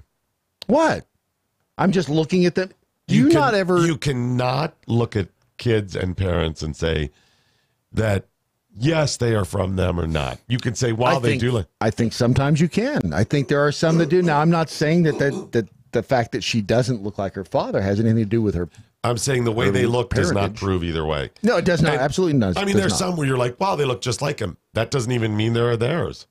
No, but it certainly does kind of point that direction, doesn't it? Not really. Do you look like your dad or your mom? Yeah, I don't think so. Some of my siblings and I look a little bit alike, but you don't look like either one of them, huh? No, in fact, my siblings and I don't look that. I mean, in fact, I look nothing like my siblings. They're hideous. Are they really? Yes. Are you Marilyn Munster? Yes, exactly. Yeah. No, the Maury Povich thing is this. His show, I don't know, is it even still on? Probably somewhere. Over the last few years, up till now, when it was on, if it still is, the entire show became about testing, DNA testing children and their parents. Yeah. And they'd have varying backstories, slight variations. Sometimes they'd bring them back. They've tested somebody's kid, 40 different fathers over the course of 30 shows and stuff and bring them back. But it all became about, you are not the father. You are the father. Right. And they always had the same setup, though. At least one part of it was somebody disputed that they were the father. Right. And they'd bring him out there. Yeah. Or the mother would dispute they're the father. Mm-hmm. And he'd show a picture of the kid and the father behind him. Mm-hmm. And the person who disputed it would always go up to the picture and they'd go, Maury, look at this. Look at this. Look at these eyes. Look at the eyes are not my eyes. That's not my kid. Right. Look at this. The chin. That's somebody else's chin. Maury, that's not mine. 100% you are the father. Right. Or the mother would go, look at this. Looks just like him, Maury. Look at the same cheekbones. Yeah. See, you are not the father. Right. Doesn't matter. Yeah, but I can see why. Well, I don't know. It certainly is an interesting theory that, and you're right. Why are we just now hearing about, or is it our business as the people? The kids were in vitro. I don't care about the in vitro. I don't care if they're his kids. I don't care about any of that stuff except number one, for the lie. Right. Lie by omission. Of omission. And by that I mean the lie of marketing. Right. You have marketed something to us that is not real. Not that they're not your children, That's not it. Because if he raised them, there's an argument. There's his children. Yes. That's the one of the odd things about the world we live in, where adoption and in vitro and surrogates and parents remarry and all of this. Right. What makes a parent? What makes a father? What makes a mother? Yes, involvement in the child's life. That could be one of it. But guess what? Also, loaning your DNA. Yes. Or contributing your DNA. Being sperm. Also, makes you a parent. It makes you a biological parent, yes. That is true. But you see what I'm saying? Yes. Yeah. So I'm not saying, oh, they're not really his kids, therefore, no, if he raised them, that's fine. Yeah. That's not the point. The point is you've marketed something to us that you are this stereotypical, all-American, middle-class family that's just blah-bitty-blah-bitty-blah, and you're not. You were crafted. This image was constructed to make us believe that. Now, politicians do that every day, all the time. Yes. His was just done to the nth degree. Meanwhile, and quite well. Oh yeah, quite well. Absolutely to the nth degree, though, and the attitude that came with it. That how dare you question it, even though we don't know huge things about his background. That's true. Yeah, that's true. We have a right and should know those things. Did they ever release his college transcripts? No. And we still don't know how he got back into the country. From Hawaii? No. Where was he? Indonesia. I'm not sure I'm familiar with that story. So he moved to, let me get this right, Indonesia as a boy when his mom married Barry Soetoro. Right. Or Soetoro. That's how he became, whatever the guy's first name was, Soetoro. Right. And that's where he got the last name Soetoro for a while. Okay. He was Barry Soetoro. All right. He's a, 10-year-old kid living in Indonesia. And so mom was with his father, Obama, when she was in Hawaii, supposedly has him. Yeah. And I'll give it to you, he was born in Hawaii. But when she moved to Indonesia, he gave up his American citizenship, or how did that work? Anyways, he would have needed a visa to get back in the country the way it worked. Okay. And I'm just going from memory, so it's all a little clouded, plus a little sick here. All right. But he would have had to have a visa to get back in the country. And we were not giving any visas from Indonesia at the time. Interesting. And so there has to be an explanation of how he got back into the country that way. We don't know who paid for his college, right? How he got admitted to college, any of that, college transcripts, any of that. It's this gaping hole in his life. So it was never really about the birth certificate. It was about that. But unfortunately, so many people went crazy with the birth certificate thing. The rest got hidden. So if I brought up that about how to get back in the country, college, birther. Right. No, fine, I'll give it to you. Nobody has ever given me any reasonable proof to make me say, yep, not born in Hawaii. Interesting. I've seen questionable things, but not enough. There's no smoking gun. But you've never proven or attempted to prove any of those other things. Right. It goes unanswered.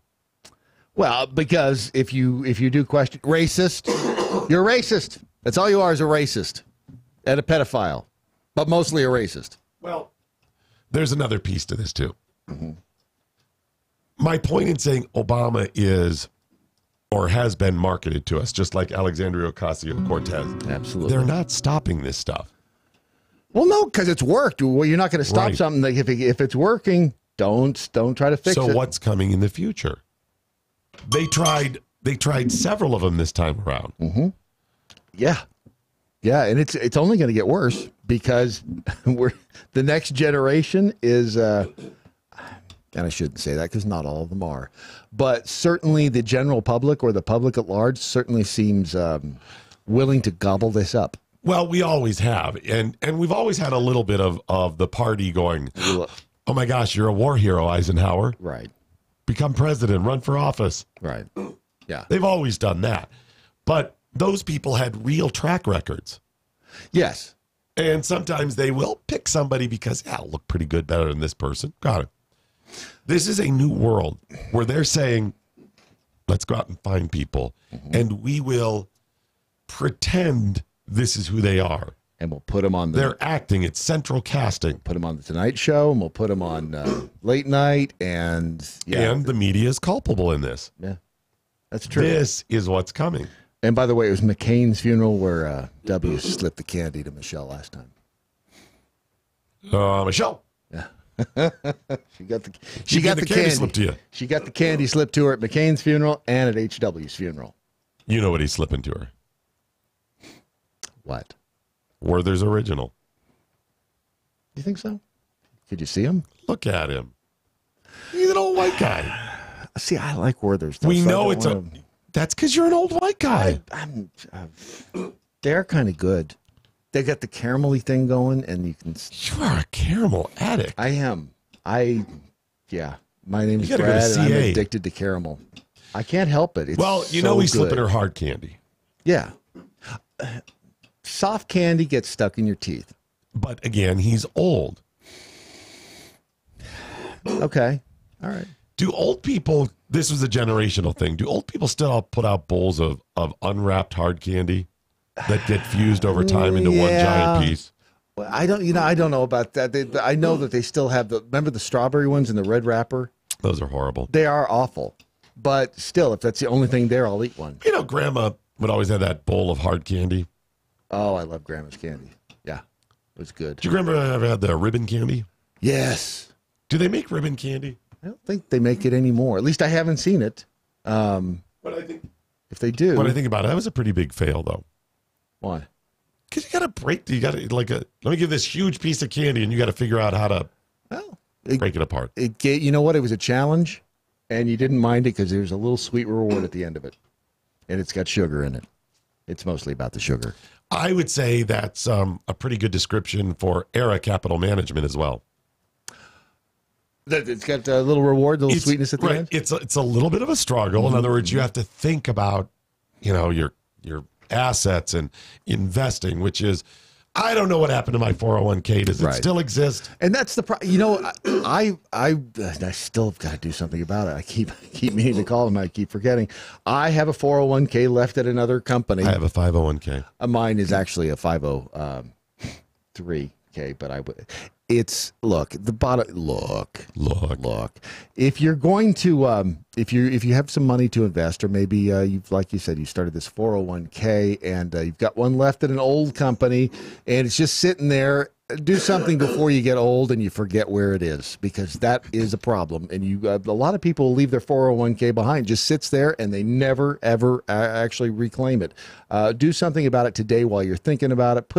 Write it down on a Post-it note and put it there on your refrigerator so you remember. All I do is go to Era Capital Management. EraCapitalManagement.com. But again, you can write that on the Post-it note, and you can put that right there on the console television, or maybe on your record player, because you're probably going to be playing some records later. Stop it. You just make a note to go to Era Capital Management and talk to them about what they can do with your investment. This is a really simple thing for you a way that you can up your investment, make some money, is take those 401ks, any old thing like that you're not taking care of, let them handle it. They handle their own money the same way, the same formulas they use for you. It's standard. They'll show you the formulas, and they're really quite good at it. Era Capital Management. They're I'm waiting for you at eracapitalmanagement.com. If you got money, see that, and that's the other thing. I think the 401k that I have probably got $10 in it. That's fine. They're okay with that. Still money. Era Capital Management LLC is a registered investment advisor. You see their website for full disclosures. It's eracapitalmanagement.com. What do you mean it's last call? Good luck. All righty, that is it, ladies and gentlemen. I was going to offer to stand in, but you did it quite well. Well, you should have stepped up a little sooner. Yeah, well. Go ahead and give it a shot. Oh, Rusty, I can't even do it. I can't get that rolling thing. It was still better. That is it, the end of your Daily Mojo. But before we go, as always, let's find out what we learned today. We learned Obama is like the monkeys. Yes, he is. We learned Satan is an a-hole. Say right? Yes. We also learned if you're too unsanitary for the city of Tijuana, you're doing it wrong. There's a problem. We learned the best Mother's Day gift for Caucasians is shaving cream. And we learned the Satanic Church is evil, but at least they're not Scientologists.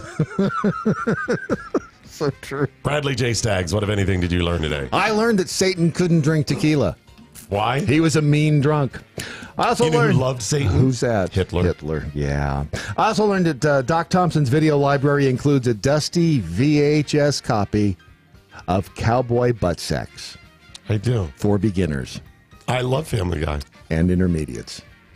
And experts. I learned you can't eat the sausage without grabbing some nuggets. Okay. I think that's an axiom. I learned we need to hire the marketing firm that came up with the idea of selling leftover alcohol. I love it. And for top dollar. There's a problem here. I could just wring out my ties after a night out, right? Exactly, and sell it. And finally, I learned if you combine the Backstreet Boys with Boys to Men, not only you get a party, you get President Obama. Just saying. Okay. Oh, Chef Patrick Mosher, what, if anything, did you learn today? I learned that to take advantage of Burger King, you have to actually be in McDonald's. Which sounds counterintuitive, but is actually true. Where's the beef? What, if anything, the listeners learned today? Over on the MeWe, the MeWe Donkey Show, Silly No One learned, how do I get my hubby to go to Starbucks with me if he can't watch porn there? Goodbye, Starbucks. Right. Done. And it was Kinsey Richards who learned, why can't Alexandria Cortez interns earn money the same way that Bill Clinton's interns did? That's right. Oh, wait a minute. We don't know. Actually, we don't know why they can't, because it's possible that she could be doing the same thing. Right. Over on the Twitter, Lisa Smith says, better to have President Bush slip you the candy than President Clinton. Hey-o. I see what you did there, because you're taking it as a metaphor. This Steve 42, Obama is Spinal Tap. Oh, you're right. Same thing, yeah. Mm-hmm. See, I think he's more like the monkeys, though. That is a thinking man. That is a thinking man's learned right there. Because Spinal Tap is almost like a parody, whereas the monkeys were legitimate. So I'm still going, he's like the monkeys. After you explain it that way, I'm going with Spinal Tap. TJ Toppin learned, okay, what jackholes are saying is you need to take the tainted meat name. Okay. I have no idea. Apparently, he's drinking the $5,000 tainted booze. Meat. Let's see. Mojo Jedi learned the bell really gets a workout when the Food Biz Pro shows up. Coincidence? I think not. That's very true. You just earned a badge of honor. Stephen English says, well, there's no more Frappuccino at Starbucks. See? No more Frappuccino at Starbucks. And finally, Kinsey Richards learned if Starbucks is now banned in porn website offices, I think I found a new customer base for American Fried Roasters. Yep. Hey-o! Here's the thing, they're already there. That's true. The freaks are already at APR to coffee.com. Yes, they're that's the official coffee of MoJo 50. It is. It is. Indeed. I did not get to the new numbers on procrastination. Yeah, that's painfully and it's just obvious. my voice. Yes, I know. So, you can't. Nothing left.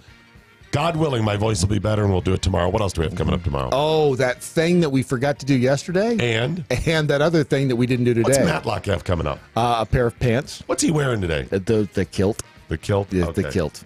It's really kind of attractive, too. If you look at it, he needs to shave that the one leg. Remember, your Daily Mojo is a Ron Phillips production. Sic Semper Tyrannis. Good night, Steve Cannon. Wherever you are. Anya, now you go home. You feel better now?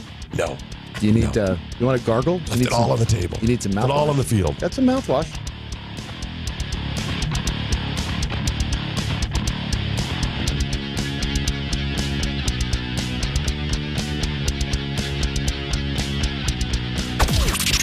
This is The Seditious.